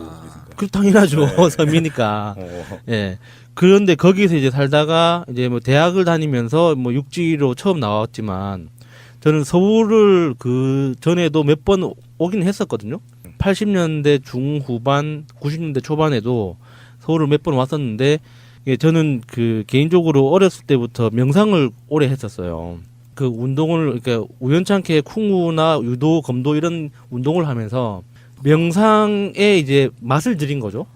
명상에 대해서 이제 세계적인 고수가 서울을 방문했다. 그러면 이제 서울을 찾아오는 거예요. 그래서 그 사람하고 한 3박 4일 워크숍 하면서 같이 수련회 하고 같이 쿵우하고. 아니요. 이제 그 쿵우하고는 다르게 명상 쪽으로만. 아, 명상 쪽으로만? 예, 명상 쪽으로만. 그렇게 하면서 서울을 몇 번 왔었거든요. 그때 느꼈던 서울에 대한 이미지가 저는 아직도 너무 생생하게 있어요. 그러니까 그 고등학교 때 저 혼자 올라왔죠.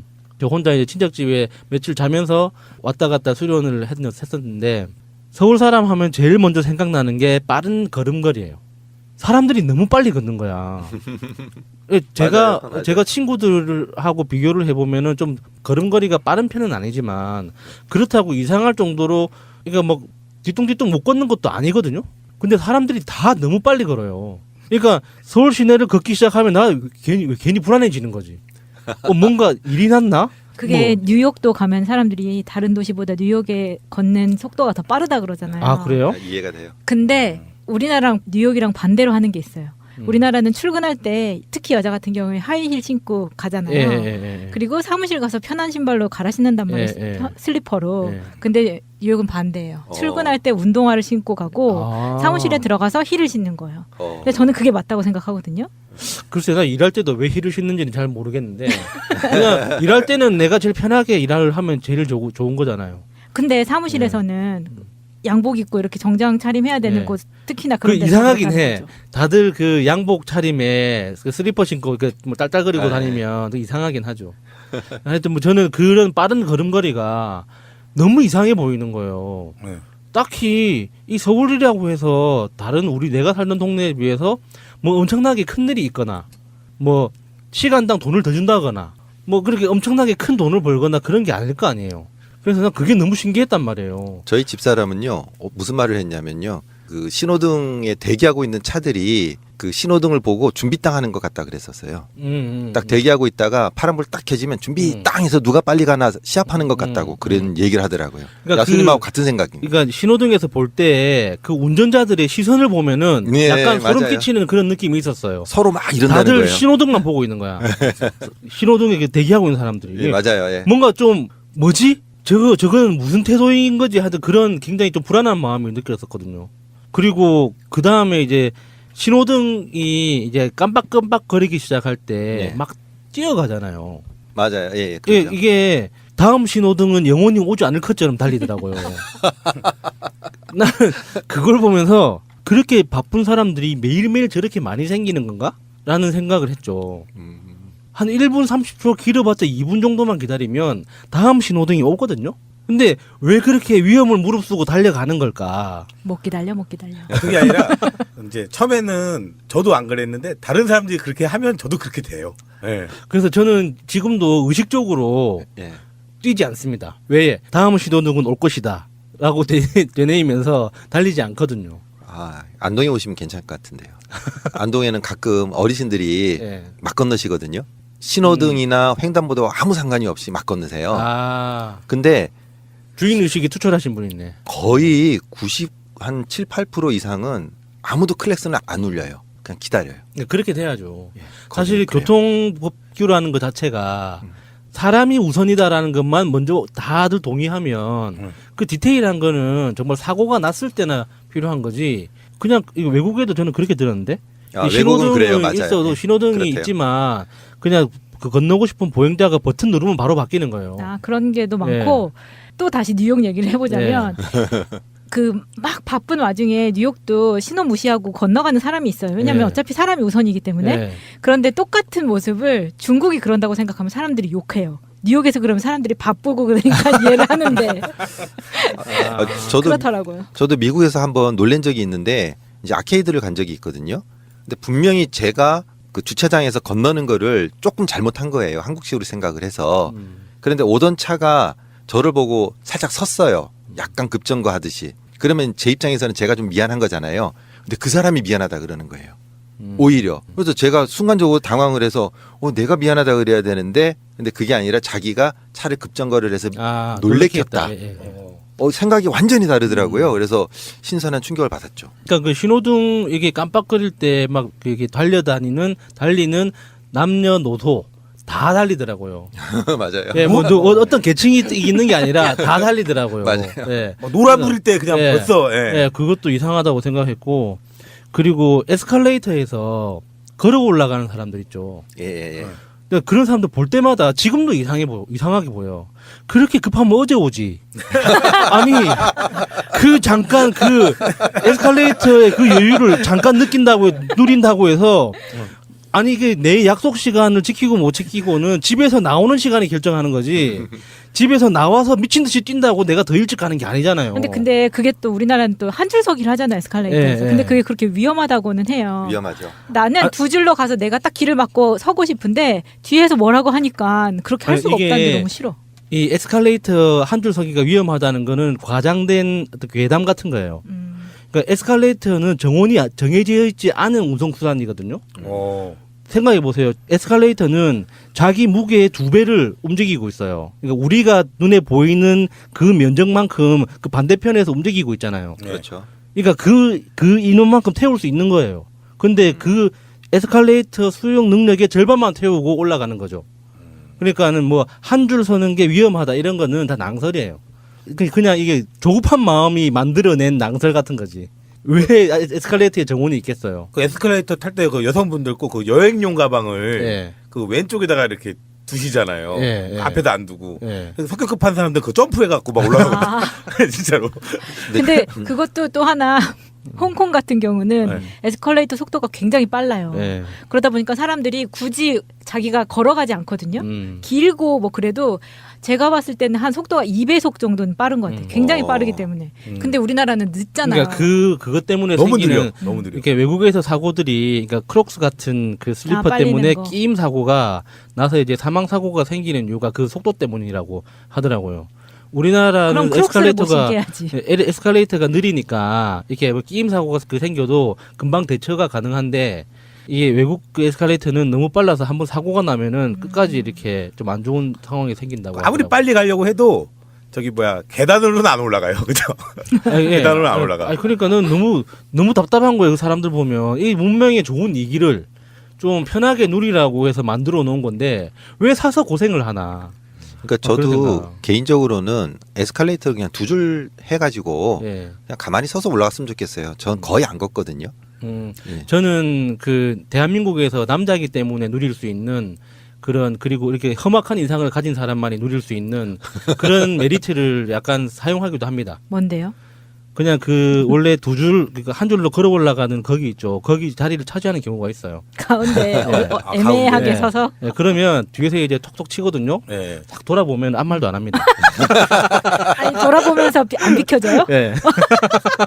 그 에스컬레이터가 뭐 이대역처럼 그리 길면은 어떻게 해요? 계속. 그거는 이제 나는 마음속으로 이렇게 되뇌이는 거죠. 이 좋은 문명의 이 길을 우리가 한번 누려봅시다. 얼마나 좋아요. 가만히 서 있는데 내 몸이 움직이잖아. 그걸 왜? 진짜 그건 신기하죠. 그렇게 그 에스컬레이터에 걷는 사람들 이렇게 급하면은 어디 오세요? 그리고 그 제가 서울에서 와서 시도하려고 노력했던 것 중에 하나가 혼자 밥 먹는 거. 그러니까 제가 서울에서 그러니까 군대 제대하고 한 1년 정도 고시 공부가 아니라 회계사 공부를 한 적이 있거든요. 서울에서. 그런데 그때 처음으로 내가 밥을 먹고 있는데 내 자리에 와서 모르는 사람이 와서 먹는 걸 처음 봤어요. 아, 그래요? 그래서 사람들이 이렇게도 혼자 밥을 먹는구나. 저는 그렇게 혼자 식당에 가서 밥을 주문해서 먹는 것 자체에 대해서 굉장히 큰 용기가 필요했었거든요. 20대 초반에. 그런데 그렇게 그러니까 내가 지금 이미 테이블을 테이블에 앉아서 먹고 있는데 불구하고 손님이 많아지니까 자연스럽게 앞에 와서 앉더라고요. 네. 부산에서는 상상도 못할 일이거든요. 저도 그거 놀랬던 첫 식당이 명동 칼국수. 거기 그 명동에 그렇죠. 있는 데 예, 있잖아요. 거기 유명하죠. 가면은 혼자 앉고 앞에 이렇게 유리칸을 이렇게 있더라고요. 유리칸은 제가 본 적은 없는데. 그러니까 좀 그 4인석인데 혼자 먹고 있으면 다른 사람 내가 전혀 태어나서 못 본 사람이 앞에서 먹고 있는 거. 그거 근데 맛있는 집이면은 인정하는데 맛집이면 음식도 맛없는데 같이 먹으면 짜증나죠. 진짜로. 보통 이제 그 학원들이 많은 고시촌 같은 데서는 다 거기서 거기잖아요. 네. 그래서 저는 좀 충격적이었어요. 아, 그래요? 그게. 그래서 밥을 먹으면서도 혼자 긴장해가지고 이게 무슨 상황이지? 나 지금 무시당하고 있는 건가? 라는 생각에 되게 이렇게 여러 생각을 많이 했었는데 계속 생활을 하다 보니까 그게 서울에서는 당연한 거더라고요. 만약에 앞에 예쁜 여자가 앉았다. 예쁜 여자가 앉은 적이 없어가지고 모르겠어요. 근데 지방 같은 경우도 좀 이제 맛집이나 아니면 이제 기사식당 같이 한 상 이렇게 차판 같은 데다가 한 번에 딱 나오는 그런 집은 예전에도 지방 같은 경우도 서로 처음 보는 사람들끼리 많이 앉았던 것 같거든요. 아, 부산은 그런 경우가 별로 없는 모양이군요. 그리고 그 식당에 고기 구우러 먹으러 갔을 때, 그러니까 서울에서 살고 있는 사람, 그러니까 서울 사람과 저하고 둘이서 이제 삼겹살 집에 고기 구우러 갔을 때 받았던 충격이 둘이서 갔는데 2인분을 시키는 거예요. 잠깐. 아, 진짜 저는 진짜 깜짝 놀랐었거든요. 저는 한번 태어나서 예를 들어서 3명이 갔다고 3인분을 시키고 둘이서 갔다고 2인분을 시켜본 적이 없어요. 기본적으로 둘이서 가도 뭐 기본 5인분 정도는 시작하는 거잖아요. 아 그래요? 예. 5인분을 먹어요? 그러니까 저는 그 2인분을 당당하게 주문하는 그 모습을 보면서 또 순간적으로 내가 뭘 잘못했나? 오늘 만남이 뭐 잘못된 건가? 내가 실수했나? 뭐 이런 여러 오만 가지 생각을 다 했어요. 아, 이게 어떻게 둘이 갔다고 2인분을 먹을 수가 있냐고. 그럼 몇 인분 드세요, 보통? 보통 4인분은 기본 시키지 않아요? 셋이서 가면은 5인분. 저는 이거 뭔가 나만 김용민 스타일로 가는 것 아니 같은 이게 약간 느낌인데. 지방과 서울의 가격 차이도 있을 것 같아요. 그럴 수도 있겠네요. 네. 고깃집을 가는데 가격을 생각하고 먹는다고요? 고깃집을 갈 때는 일단 먼저 각오하고 가는 거 아닌가요? 가격이 아니라 가고. 그렇지. 야수님이니까 가능한 거예요. 이게 나만 느끼는 이상한 점이군요. 그게 근데 서울 같은 경우는 2인분을 시켜도 추가로 더 시키려고 2인분을 먼저 시킨 거 아닌가요? 그게 아니라 그냥 아예 딱 먹을 작정으로. 예, 그렇게 딱 2인분만? 깔끔하게 2인분 먹고 나오더라고요. 그래서 저는 굉장히 어색했어요. 아, 이렇게 고깃집에서 2인분이 둘이서 2인분이 가능하구나. 라는 거를 저는 처음이었거든요. 그렇게. 그래서 이게 서울만 그런 거다. 저는 그렇게 생각했죠. 야, 그건 재밌네요.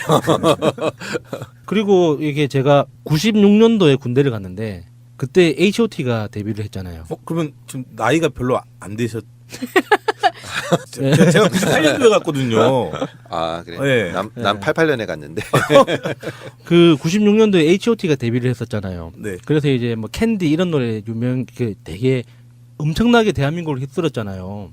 근데 부산에서는 H.O.T가 아무리 인기가 좋아도 그 H.O.T 캔디 복장을 하고 다니는 친구는 못 봤거든요. 근데 서울에 왔는데 버스에서 충격적인 장면을 본 거예요. 주변에 방송국이 있는 것도 아니고 무슨 콘서트장이 있는 것도 아닌데 그냥 동네 마을 버스였어요. 근데 그 캔디 그 장갑이랑 벙어리 장갑 있죠. 네네. 알록달록 색상 있는 그게 그 캐릭터 모자 그거를 쓰고 친구들이 5-6명이 그러고 다니는 그룹들이 몇 명이 있는 거예요. 진짜로? 나 그건 본 적은 없는데. 그래요. 저는 그걸 보고 너무 충격을 받은 거야. 나는 한 번도 본 적이 없네. 진짜 H.O.T가 유명하다더니 정말 유명한가 보다. 이게 저 옷을 세상에 입고 외출을 하다니 아니 친구들끼리 모여가지고 파티하는 것처럼 그냥 입고 즐기는 것까지는 뭐 이렇게 그럴 수 있다 치는데 저 어느 정도로 H.O.T를 좋아하면 저렇게 할 수 있을까. 그리고 제가 그 당시에 이제 입대를 코앞에 둔 상황이었기 때문에 속으로 그런 생각을 했죠. 내가 쟤들을 지켜주려고 군대를 가야 한단 말인가.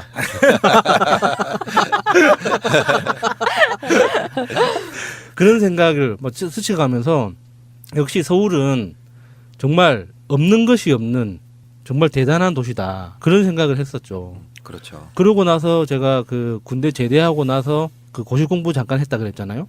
그때 이제 저는 일찌감치 회계사 시험의 제도가 선발 인원을 확 늘린다는 그 소식을 접하고 일찌감치 접었어요, 바로. 아, 이게 돈이 안 되겠구나 싶어가지고 바로 접고 나서 서울에서만 할 수 있는 공부를 하고 내려가자. 그래가지고 남은 돈을 탈탈 털어서 정말 다른 동네, 다른 도시에서는 없는 서울에서만 있는 정말 전문화되고 세분화된 여러 가지 기술 교육들이 많았어요. 그러니까 예를 들어서 지금도 찾기 힘든데 윈도우나 리눅스 같은 그 컴퓨터 OS 있잖아요. 운영체제. 네. 운영체제의 커널이라고 해서 그 핵심 소프트웨어가 있거든요. 네. 그 커널을 포장한 게 우리가 눈으로 보이는 그 프로그램들이고 그 커널을 프로그래밍하는 교육 코스가 서울에는 있었어요. 다른 지방 도시에는 절대 없거든요. 근데 서울에서는 검색하면 다 나와. 와, 진짜 서울 짱이야. 그리고 이 노트북을 분해해서 다시 조립하는. 예, 지금은 노트북이 규격화된 게 많아가지고 노트북 분해하기가 쉽지만 네. 그 당시에는 거의 운영체제와 노트북이 하나였거든요. 그래서 노트북을 분해한다는 건 운영체제를 포기한다는 뜻이었어요. 그래서 수입산 노트북을 분해해가지고 다른 운영체제로 바꿔내는 게 쉬운 일이 아니었거든요. 근데 그거를 강의하는 학원이 있었다니까요. 서울은 그런 도시예요. 그때 그 윈도우를 배우신 거예요? 윈도우도 배웠고 그 리눅스도 배웠고. 그러니까 지금 이 방송 들으시는 분 중에 도스의 그 까만 화면을 실제로 다뤄보신 분들은 별로 안 계실 거라고 봐요. 저는 다뤄봤죠. 예. 그 도스의 까만 화면 정말 어떤 그 향수를 불러일으키는 그 화면 좋아합니다. 하여튼 저한테 서울은 그러니까 섬에서 태어나서 이게 섬에서는 좀 거친 면들도 많고 이렇게 다른 도시 생활하고는 다르게 이웃집이라는 개념보다는 그 옆집이 우리 집에 확장된 개념이거든요. 그냥 들어가서 배고프면은 그 집에서 먹어도 되고 그 집에서 놀다가 자고 싶으면 그 집에서 자도 돼요. 그냥 아무 데서나 자면 돼. 그게 뭐 네 집 내 집이라는 개념이 없었는데 이렇게 도시에서 살다 보면 이게 굉장히 그 경계선이 분명하잖아요. 너와 나라는 경계가 굉장히 분명해서 그런 개념을 익숙해지는데도 굉장히 시간이 걸렸어요. 근데 서울은 대한민국에서 가장 발전된 도시이니만큼 그런 경계에 대한 개념도 굉장히 강하니까 이게 저는 개인적으로 이제 상처받은 경우도 많았는데 그 누가 잘못해서가 아니라 너무 달라서 그런 시골의 그 감성과 너무 달라서 받아든 상처도 많은데 지금은 굉장히 재미있는 정글 이런 거죠. 맞아요. 네. 네. 정글이라는 말이 맞는 것 같아요. 네, 제 이야기는 여기까지 하겠습니다.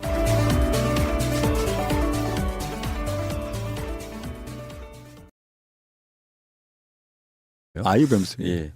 지금 제가 의원님 하면은 떠오르는 게 의원님 자체가 막 이렇게 언론에 막 조명을 받으면서 뭔가 이렇게 대중적으로 굉장히 많이 친화적으로 하려고 하시는 분이라기보다는 묵묵히 일하시는 스타일 저는 보이는데 그중에 하나 떠오르는 게 2013년에 박근혜 대통령이 선친 박정희 전 대통령이 암살당했던 것과 같은 전철을 밟을 수 있다. 이렇게 발언해서 엄청난 비난에 시달리시지 않으셨어요? 비난 정도가 아니라 엄청난 협박을 느꼈죠. 근데 지나고 보니까 딱 그렇게 됐잖아요. 뭐 그 당시 결과적으로 그런데요. 네. 그 당시는 뭐 우리가 실질적으로 비난 협박 정도가 아니고요. 그 당시 이정인 홍보수석이 저에 대해서 그냥 규탄 기자회견했는데 손을 부들부들 떨지 않았습니까? 또 한 이틀 뒤에는 대통령께서 지 이름은 안 됐지만 제가 한 얘기를 그대로 또 분노에 찬 목소리를 하셨고 그 당시 새누리당 같은 경우는 바로 그날 규탄 의총 규탄대회를 열고요. 그 다음날 제가 절대 사과하지 못한다 그러니까 제명안을 제출하지 않았습니까? 아이고, 그때 그 말씀이 그냥 나온 말은 아니잖아요. 이유를 한번 설명해 주세요. 그렇습니다. 그 당시 그게 있었습니다. 2013년 12월 9일인데요. 그전에는 국정원 대선 개입 문제라든가 이런 공안물이 종북물이 때문에 서울 시내 곳곳에서 대물했습니다. 그다음 제가 최고위원을 지내지 않았습니까? 최고위원에 대해서 그날 서울에 와서 최고위원이 뭐 비공개 회의를 마치고 이렇게 쭉 보니까 이건 나라가 너무 어지러운 거예요. 실질적으로 왜 국정원 대선 개입 문제 갖고 여러 가지 고만 통치 문제 갖고 어지러운데 이 문제를 해결할 사람은 누구냐? 저는 박근혜 대통령이라고 봤어요. 그래서 저는 뭐 개인적으로 박근혜 대통령 절대 좋아하지 않지만 그래도 이런 총체적 난국을 해결할 사람은 박근혜 대통령인데 왜 이런 신공안물이 신종목물이 하느냐, 신공안 통치를 하느냐, 이런 독재 정치, 유신 정치하면은 우리가 박정희 대통령이 전철을 밟지 말라는 국민이 경고를 세게 듣기 바란다예요. 전철을 밟으라가 아닙니다. 그렇다고 해서 측근에서 암살이 됐던 말도 용어는 있는데 그 측근에서 암살이 전철을 밟지 말고 국민이 경고를 세게 듣지 말라는 것은 전혀 속뜻이 아니었고요. 예. 이런 신독재 정치, 신유신 통치로 해결하려는 국민의 경고를 세게 듣기 바랍니다 하거든요. 근데 이걸 중간에 빼고서는 무지막지한 공격을 하고 심지어 우리가 한 며칠 뒤에는 천안에 와서 지적 한 3천 명이 데모를 했죠. 아이고. 제가 이제 의원님에 대해서 좀 알아보려고 저희도 출연하시는 정치인분들이 있잖아요. 여쭤봤더니 정말 점잖으신 분이라고. 점잖으신 분이 오죽했으면 그런 말을 했을까. 제가 박근혜 정권 초창기 때 했던 말이 의원님하고 결이 비슷해요. 이게 이제 박정희, 박근혜 부녀의 평행 이론이라는 건데 그러니까 5.16이라는 숫자랑 관련 있게 당선이 되고 국가 정보기관에 의해서 사실은 물러난다 이런 거였었거든요. 그게 평행 이론인데 사실상 보면은 국정원 정치한 거예요. 그러면서 결국에는 암살이라는 건 상징적인 의미고 국민들로부터 결국 파면당한 게 결국 암살이죠. 뭐. 성견 지명이 있으셨던 거죠. 그때 박근혜 씨가 우리 의원님의 말씀을 좀 들었더라면 그런 하여튼 제가 그분의 어떤 정치 철학이라든가 정치 관에 전혀 동의하지 않고요. 더구나 박정희 대통령님 만주 군관학교 나오고 일본 육사 나온 분이 따님 아니겠어요? 이런 분이 대통령이라는 건 저는 민족 정기에 맞지 않다고 봐요. 그럼요. 역사 정의에 맞지 않기 때문에 심지어 5천만 명이 다 대통령인데도 저분은 안 됐으면 좋겠다는 게 박근혜 대통령님의 개인적인 문제가 아니고요. 역사적 정의 문제거든요. 저는 그래서 굉장히 이건 아니다라고 생각했었는데 그런 과정에서 대통령이 됐으면 더 국민을 위해서 우리 민족을 위해서 아버지 직과를 숙제하는 뜻에서도 더 민주적으로 더 국민의 곁에 하고 소통하게 하는데 정반대의 길을 걷지 않았습니까? 그렇죠. 그런 아쉬움이 있는 거죠. 굉장히 많은 사람들이 그렇게 하면 안 된다고 이야기할 때 들어주는 것도 지도자의 덕목 중에 하나였을 텐데 말입니다. 그렇습니다. 그리고 이게 이제 점잖으신 분이 화난 무서운 게 아까 좀 전에 말씀하신 박근혜 관련한 발언은 2013년이었고요. 그때가 한참 이제 집권한 그 1년차 그 시기였었고. 채 안 됐을 때죠. 그리고 2010년 4월 27일 날은 이명박 정권 때인데 그때가 바로 세종 특별자치시 수정안이 사실은 완전히 훼손돼 버린 상태에서 그게 진행된 거였잖아요. 네, 그렇습니다. 그래서 지금 그때 하신 말씀이 이런 거예요. 이제 정운찬 국무총리를 향해서 충청도 출신이긴 한데 충남이 아닌 서울에서 오래 산 사람다운 발상이다. 그래서 6월 2일 지방선거는 그러니까 지금으로부터 8년 전이네요. 세종시 원안 사수 세력과 수정안 세력 간의 1대1 대결이며 충남 도민은 세종시 수정안 세력에 대해 반드시 정치적 응징을 가할 것이다. 이렇게 이야기하셨고 심지어 22일 동안 단식을 하셨습니다. 네네네. 그래서 얻어진 건 뭐였어요? 20일 단식, 삭발하고 단식을 하지 않았습니까? 일단 얻어진 것은 몸무게가 한 12.7kg 빠졌다는 거고요. 아이고. 그 당시 그래도 이제 꼭 그것 때문에 어떤 그 세종시 원안이 사시는 건 아니겠지만 저는 일정한 역할을 했다고 자부합니다. 왜냐하면 제가 단식 투쟁하고 20일간 단식 투쟁을 해서 우리 당의 수도권인도 한 번도 동요하지 않고 세종시 원안 사수에서 한결같은 대우를 유지했죠. 투표할 때. 제가 이제 노린 목적은 두 가지거든요. 최소한 충청남도 도민이 흔들려서는 안 된다. 더구나 동료 의원이 이렇게 목숨을 건 단식 투자를 하는데 우리 동료 의원이 어떤 지역의 어떤 여러 가지 이해관계 때문에 거기 흔들려서는 안 된다는 두 가지 목적을 했는데요. 실제로 우리 동료 의원님들이 나중에 투표할 때 아시겠지만 한 명도 이탈자가 없다는 거하고요. 실제적으로 충청남도 그때가 단식이 1월 15일에 2월 3일인가 끝났는데요. 그 당시 6월달 지방선거에 새누리당이었죠. 새누리당 그 광역 충청남 도지사부가 득표를 한 20% 정도 못했고요. 특히 지가 속한 천안 같은 경우는 도의원이 7명 뽑는데 새누리당 같은 경우는 한 명도 당선이 안 됐었죠. 또 세종시 원안이 지켜졌고요. 물론 저 혼자만의 그 역할을 해볼 수는 없지만 세종시 원안을 지켜내는데 일정한 기여를 했다는 점에서는 커다란 자부심을 갖고 있죠. 그래서 세종시는 사실 그것 때문에 그러니까 일종의 어쩌면 노무현 대통령의 유산 같은 거. 그럼요. 지금 서울시장 후보님들 인터뷰를 또 같이 하고 있는데 서울시의 인구가 줄어드는 부분, 물론 거기에는 이제 청년들이 서울을 빠져나간다는 측면도 있지만 사실은 큰 대의로 보면 수도권이 너무 과밀화돼서 분산해야 된다는 건 노무현 대통령의 오랫동안 생각이었고 네. 거기에 이제 행정수도를 세종으로 옮기는 것이 대의적으로 맞는데 왜 그거를 다 훼손시켜가지고 결국에는 예전에 헌재에서 뭐 관습법이라는 얘기가 나오면서 관습원법이라 했죠. 예. 만약에 행정수도를 제대로 아예 원한 대로 세종시로 옮겼다고 하면 굉장히 많이 물론 거기에 행정수도만 옮긴 게 아니라 혁신도시 같은 거를 같이 해가지고 각 지방으로 이렇게 분산시키려고 했던 정책이 있었잖아요. 네, 그렇습니다. 근데 지금은 그게 많이 훼손돼가지고 뭐랄까 원래 취지대로 가고 있다고 볼 수는 없는 거 아닙니까? 그렇죠. 말씀하신 대로 세종시 같은 경우는 행정시 복합도시죠. 예. 노무현 대통령님의 정책 유산이라고 봅니다. 정책 유물이기도 하죠. 또 국가 균형 발전의 상징이거든요.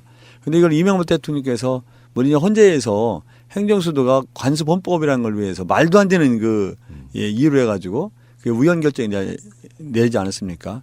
그래서 행정수도는 하지만 행정시 복합도시가 갔는데 처음에 의도했던 행정수도하고는 좀 거리가 멀다고 보여지고요.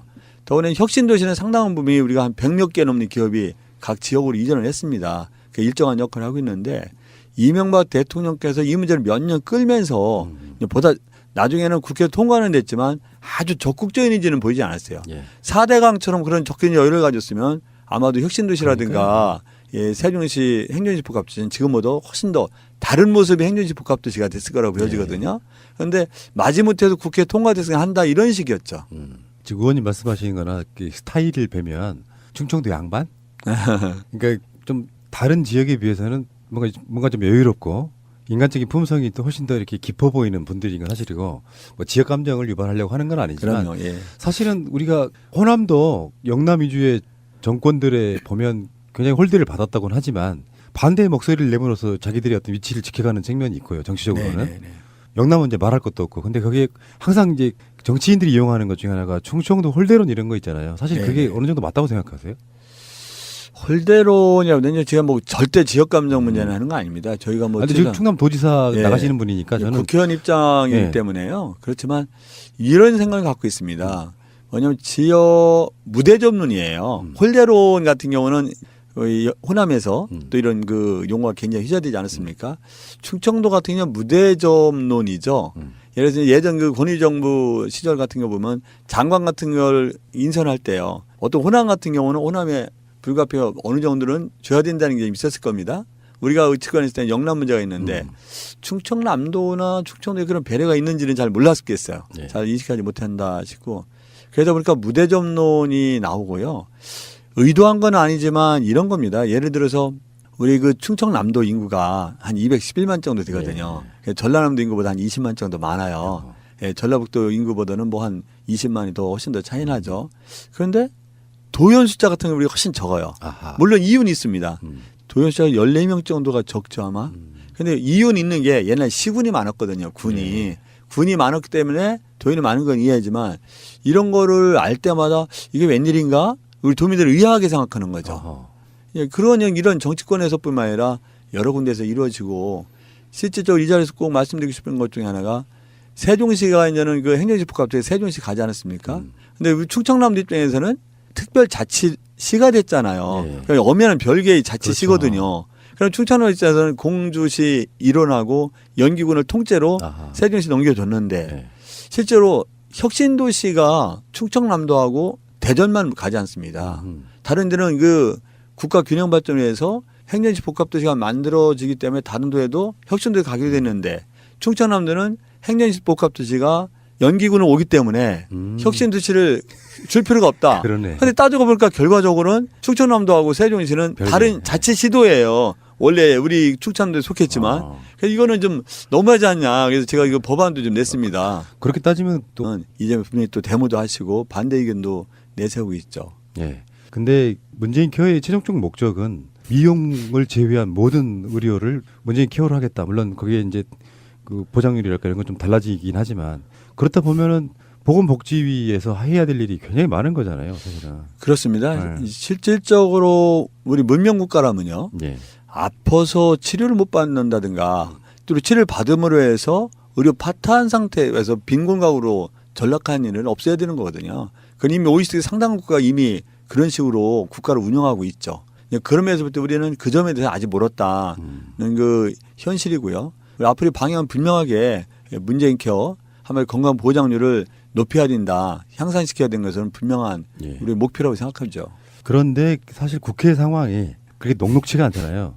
어쩔 때는 자유한국당뿐만 아니라 다른 군소 야당들이 존재감을 과시하겠다고 협공하는 그런 형태가 되면 사실 정부에서 제시한 예산안 그대로 통과시키기 힘들잖아요. 예산안은 그렇으면요, 건강 보장률을 높이는 부분은 상당 부분은요, 우리가 또 법률 개정을 통하지 않고 어떤 심사를 통해서 할 수 있는 여지도 꽤 많습니다. 다만 법률을 통해야 되는 것은 지금 현재 더불어민주당 같은 경우가 여당이 뭐 과반수 한참 미달되는 의석수 아니겠습니까? 그렇죠. 결국은 자유한국당이든지 바른정당이든지 민평당이든지 정의당의 그 절대적 협조가 없으면은 이 법률 통과는 사실 한 걸음 나가기가 쉽지 않은 거죠. 근데 상임위원장이란 자리가 사실은 또 그 상황에서 중립을 지켜야 돼요. 근데 속마음속으로는 팔이 안으로 굽어야 될 거 아니에요.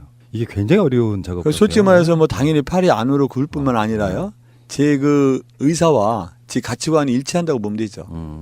자, 굉장히 어려우신 자리고 이제 이 상임위원장은 또 후반기로 가면 또 바뀌시는 거죠? 그렇습니다. 하여튼 5월 말까지가 상임위원장 임기고요. 5월 31일부터 새롭게 원구성이 돼서 상임위원장과 상임위원이 교체되는 시기에 와 있는 거죠. 그럼 만약에 후보로 나가시면 또 의원직 내려놓으셔야 되는데 이거 좀 고민 안 하세요 지금 현재? 그 당에서도 현역 의원들 줄어들면 기호가 바뀔 수 있다 이 정도까지 나오는데. 그런 고민이 전혀 없다면은 이 당원으로서 충실한 당원이 아니고요. 다만 우리 당에서 말씀하시는 의석수 1번 문제를 말씀드리는데 두 가지 말씀드리면요. 사실 1번이 그 의장을 우리가 차지하느냐 안 차지하느냐 굉장히 중요합니다. 다만 선거에서 기호 1번이나 2번이는 우리 대한민국 국민의 평균 그 학력 수준이라든가 어떤 그 언어 해독 능력을 볼 때 전혀라고는 하지만 저는 99% 문제 안 된다고 생각합니다. 저희가 기호 1번에 달고 선거를 친 적이 3번 있어요. 2007년도 대선하고요. 2008년도 총선하고요. 2006년도 지방선거인데 이 2006년 지방선거, 2007년도 대선, 2008년 총선에서 정말 유례가 없을 정도로 참패라는 게 기호 1번에 달리고 있죠. 다만 의장 같은 경우가 의장을 선출할 당시에 제1당을 기준으로 한다면 의장을 차지하는 건 굉장히 중요한 의미가 있다고 보여지고요. 우리가 한 5석 정도 앞섭니다 지금. 그런데 아마도 우리가 현역 의원이 9분이세요. 그 9개 시도에서 우리가 현역 의원이 9분인데 그렇다면 현실적으로 우리 민주당 의원이 아무리 그 후보가 많이 돼도 한 5명 정도 내라고 보여집니다. 현실적으로는 5명이라면은 일단 5석에서 우리가 동수가 되는데 저쪽도 줄어드니까. 그렇습니다. 자유한국당도 분명히 한 석이 줄어들기 때문에 그 일당주의 문제는 이런 지방선거에 나설 후보자의 결정적인 사유는 안 된다. 그렇게 판단하고 있습니다. 저는. 확실하게 의원직 사퇴할 사람이 저쪽에는 이철 의원이 한 분 계시거든요. 3분 정도는 누가 되면 분명히 그 사퇴하죠. 아, 그러고 보니까 그러네요 또. 제가 의원님한테 설득 당했어요 지금. 아닙니다. 현실 그대로 팩트입니다. 아니, 생각해보니까 요즘에 우리나라 국민들이 1번, 2번, 9번 못해서 찍는 경우는 없을 텐데 이제 왠지 여당이다 보니까 상징적으로 1번을 갖고 있어야 되는 거 아니냐 이런 측면이 있었는데 말씀 듣고 보니까 어차피 지방선거가 끝나고 나면은 그건 같이 재보궐선거죠 그 당시에. 네네. 그럼 만약에 후보가 되시는 것과 의원직을 내려놓는 게 어느 게 더 빠른 일이에요? 그게 이제 의원직을 내려놓는 걸 한 달 전이니까요. 그 5월 한 13일 정도가 되지 않겠어. 13, 14 정도가 되겠죠. 그래서 그게 의원을 뽑는 것보다는 의원직 사퇴하는 게 더 되는데 일단 후보가 확정되는 게 먼저입니다. 그렇죠. 그다음에 의원직 사퇴하는 거고 말씀드린 대로 뭐 기호 1번, 2번 자체는 저는 절대적 의미가 없다고 생각합니다. 아마 기억나시는지 모르겠지만요. 심지어 2006년도 기호 1번에 달고 동시선거 지방선거를 했을 때요. 서울의 지역구 광역시의원이 한 95명 정도 뽑는 걸로 기억하는데 단 한 명도 안 됐어요. 아하. 경기도는 100명이 넘었었는데 단 한 명이 도의원이 안 됐고요. 물론 비례대표는 됐습니다. 인천도 광역시의원이 단 한 명도 안 됐어요. 그 1번에 달고 그런 거란 말이죠. 1번을 하나 뽑는 건데 우리 국민들께서 1번, 2번 의미 거의 다 아십니다. 예. 국회의장도 뭐 좀 전에 말씀하신 것처럼만 보면 일당을 놓치기는 좀 그럴 일은 사실상 거의 없을 것이다. 저는 사실상 거의 없다고 봅니다. 예. 그렇군요. 알겠습니다. 자, 그 부분은 이제 넘어갔고 설득 당했고요. 꼭 알아야 할 어제의 뉴스. 북한 조선중앙TV는 오늘 저녁 6시 반쯤 김정은 위원장과 특사단의 접견 소식을 보도했습니다. 조선중앙TV는 김정은 위원장과 특사단의 첫 만남부터 접견, 만찬, 김 위원장이 특사단의 차량 앞에서 직접 배웅하는 장면까지 상세히 보도했습니다. 정규 뉴스가 아닌 특별 편성 방식으로 특사단의 방문 소식을 10분 넘게 보도한 건 대단히 이례적입니다. 이번 특사단 방북에 거는 북측의 기대를 반영한과 동시에 성과도 있었다는 뜻으로 풀이됩니다. 북과 남이 서로 이해하고 마음을 합치고 성의 있게 노력하면 상상을 초월하는 그 어떤 일도 이뤄낼 수 있을 것이라고 말씀하셨습니다. 노동신문도 관련 소식을 일면 전체와 이면 상단을 할애해 대대적으로 보도했습니다. 어제 밤늦게 만찬이 끝난 점을 감안할 때 이례적으로 신속한 보도입니다. 일면 상단에는 김 위원장이 특사단과 함께 찍은 기념사진을 배치했고 접견 장면을 담은 사진 7장을 하단에 실었습니다. 이면에는 환영 만찬 소식과 함께 만찬이 끝나고 김 위원장이 크게 웃으며 정의용 특사단장을 배웅하는 사진을 담았습니다. 신문은 접견과 만찬이 동포애적이고 따뜻한 분위기 속에서 진행됐다며 허심탄회한 대화를 나눴다고 전했습니다. 검찰이 오늘 이명박 전 대통령에게 14일 오전 9시 30분 검찰에 나와 조사를 받으라고 정식 통보했습니다. 100억 원대 뇌물과 국정원 특수활동비 수수, 다스의 횡령 배임 등 16가지 혐의를 받는 피의자 신분입니다. 검찰 관계자는 지난해 파면 신분이었던 박 전 대통령 때보다 이틀이 더 긴 8일이라는 충분한 준비 시간을 주고 소환 통보를 한 건 전직 대통령에 대한 예우 차원이라고 설명했습니다. 윤석열 서울중앙지검장은 이 전 대통령 측에 소환 통보를 하기 전 문무일 검찰총장에게 그동안의 수사 경과를 보고하고 소환 조사 등에 대한 재가를 받은 것으로 전해졌습니다. 이 전 대통령에 대한 수사 어느 정도 마무리된 건가요? 수고 많으십니다. 검찰 관계자는 사실관계 규명을 위한 자료를 충분히 수집했다며 그동안 수사를 통해 이 전 대통령과 관련된 많은 혐의들이 확인된 만큼 대면 조사가 반드시 필요하다고 말했습니다. 검찰은 이 전 대통령을 여러 차례 소환할 계획은 없다고도 밝혀 혐의 입증에 자신감을 보이기도 했습니다. 축구장 크기의 대형 수조에 세월호를 축소해 만든 6m 길이 모형 배를 띄워 사고 당시를 재현하고 있습니다. 세월호 침몰 원인을 파악하기 위해 선체조사위가 지난 1월 네덜란드 해양연구소에서 실험한 영상입니다. 자유항주 실험으로 불리는 모형 침몰 실험으로 정확도가 가장 높은 것으로 평가됩니다.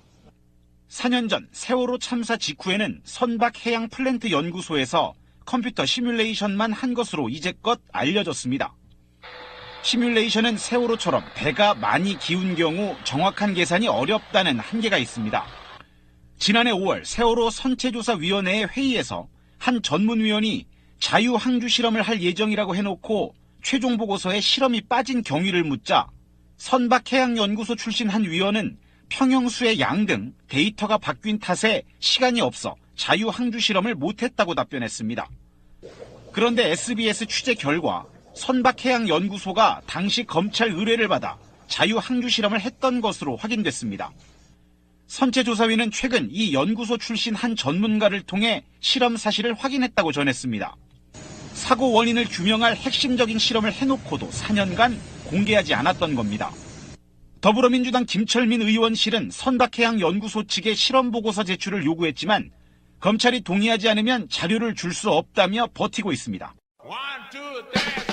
방송 중간에 좋아요를 눌러주시면 새날팀들에게 큰 힘이 됩니다. 미리 감사합니다.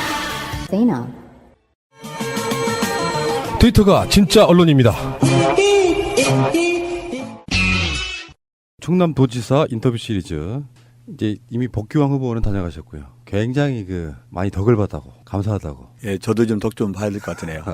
예. 자, 양승조 의원님 나오셨습니다. 어서 오십시오.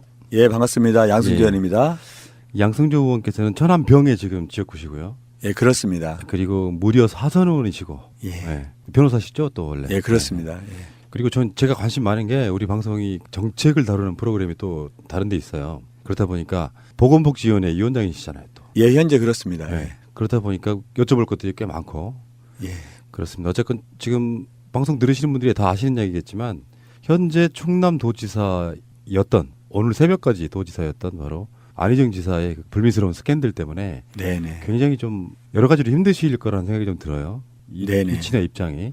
예, 그렇습니다. 하여튼 우리 같은 당 동료 당원이었고 또 오랫동안 함께 당선한 입장에서 볼 때는 굉장히 안타까운 면도 개인적으로 있지만 그보다는 일단 피해 당사자한테 그 커다란 그 아픔에 대해서 맞습니다. 어떻게 치유할까 그 커다란 걱정이 되고요. 또 우리 그 충남 도민 입장에서는 얼마나 당황스럽고 얼마나 놀라셨겠어요. 예, 그러면 그때 민주당 당원이 한 사람이고 예, 저도 그 민주당 사무총회가 최고위원을 지내지 않았습니까? 예. 이런 당의 중진의 한 사람으로서는 우리 충남 도민께 정말 머리 숙여 100번 사죄하는 마음으로 예, 사죄의 말씀을 드립니다. 예, 맞습니다. 사실 이런 상황 자체는 무조건 피해자 중심으로 이야기를 해야 되는 게 맞을 것 같고요. 네, 그렇습니다. 예. 그러니까 사실은 안희정 지사의 유탄을 지금 많은 분들이 맡고 계시긴 하지만 어떤 면에서 보면은 큰 의미에서 같은 가해자가 될 수도 있다고 생각해요. 진영으로만 본다면. 그런 측면도 분명히 없지 않아 있다. 예, 그렇습니다. 이게 뭐 상대당 당원도 아니고요. 예, 그래서 우리가 함께 힘을 모아서 예, 도시를 만들고 또 많은 충남의 동지들이 예, 그분이 대선 후보 경선 때 함께 하지 않았습니까? 예. 이런 면에서 볼 때는 우리가 넓은 의미에서의 가해자, 넓은 의미에서 사죄하는 입장에 있는 것도 분명하다고 생각합니다. 예. 근데 현실적으로는 또 바로 앞에 지방선거가 있고요. 현재 제가 알고 있기에 안희정 지사의 친구라고 하는 박수현 후보는 지금 선거운동을 중단했다고 하고 사실 의원님도 그 상황이 좀 사실 좀 비슷하지 않습니까? 여기서 무슨 선거운동이 가능하겠어요? 왜냐 선거운동이라면 저는 예비후보 등록을 하지 않은 상태인데요. 예. 뭐 실제 선거운동이긴 하지만 그 의정활동 일환 속에 하는 거긴 한데 어쨌든 오늘 저도 예, 다른 일정은 좀 중단하고 이 자리에 왔다는 말씀을 드릴게요. 그래서 인터뷰하는 것도 좀 상당히 안 좋은 시기에 이렇게 인터뷰를 하게 돼서 상당히 부담스러워서 실제 이 인터뷰를 또 나중에 미루자 연기하자고 제안을 해야 될지 상당히 고민했다는 말씀 올려드릴게요. 저도 마찬가지예요. 의원님 만나가지고 좀 화기애애하고 좋은 분위기로 이야기를 할 수 있을 만한 상황이 아니고 여기서 아무리 뭐 정책 같은 거 이야기해도 사람들 귀에 안 들어올 거다. 이 사이에 또 양승조는 또 선거운동하고 있네 이런 소리 들을까 봐서 그런데 이제 상황이 어떻게 됐더라도 할 건 해야 된다는 차원에서 그냥 같은 시간대에 모셨습니다. 네. 알겠습니다. 많은 분들이 이 사건 자체가 엄중하다 보니까 이 엄중함에 대해서 많은 국민들이 지금 충격적인 상황이라서 어떤 분위기 좋게 막 재밌게 이렇게는 못하고 어쨌건 할 일은 해야 되는 거잖아요. 그렇습니다. 예. 그런 측면이라고 생각하고요. 잠시 후에 다시 오겠습니다. 제도로서의 민주주의가 흔들리고 구타는 일은 이제 없습니다. 민주주의가 밥이고 밥이 민주주의가 되어야 합니다.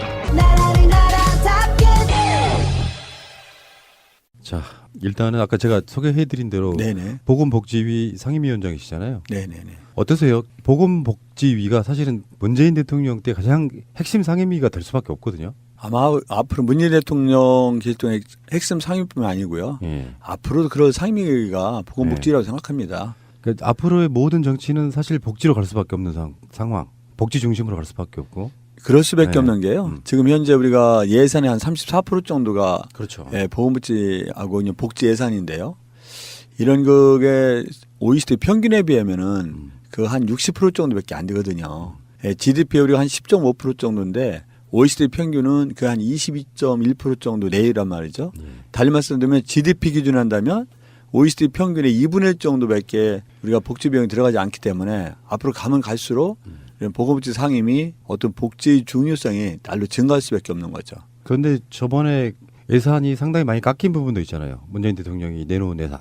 예, 그렇습니다. 뭐 일단 기초연금과 아동수당 같은 경우는 우리가 5월 1일부터 시행하려고 했는데 9월 1일부터 하면서 좀 많이 깎였다는 말씀을 드리고요. 예, 특히 어떤 공무원 그 채용 문제에서는 상당한 부분이 깎였다고 해야죠. 그러니까 현실적으로 아마 도지사가 되시더라도 가장 관심 보내야 되는 분야는 역시 뭐 도민이 행복한 거는 그 복지가 아니겠어요. 복지라는 것은 아주 쉽게 표현한다면 제 표현 방식인데요.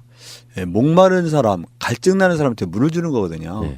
예, 배고파서 허기져 있는 사람한테 밥을 주는 거거든요. 이런 면에서 볼 때 목마른 사람이 있음에도 불구하고 허기진 사람만 있음에도 불구하고 물과 음식을 주지 않는 것은 정부의 존재 이유, 도의 존재 이유를 망각하는 행동이죠. 그렇죠.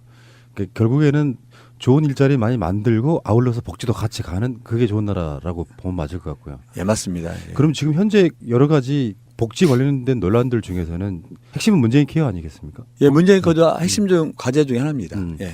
그중에 지금 어떻게 되고 있어요? 문재인 케어는 실질적으로 여러 가지 그 표현되는데요. 지금 그 국민건강보험료로 보장되는 그냥 건강보험 보장률이라고 하는데요. 예. 보장률 자체가 우리 한 63.4% 정도 됩니다. OECD 평균은 한 80% 정도거든요.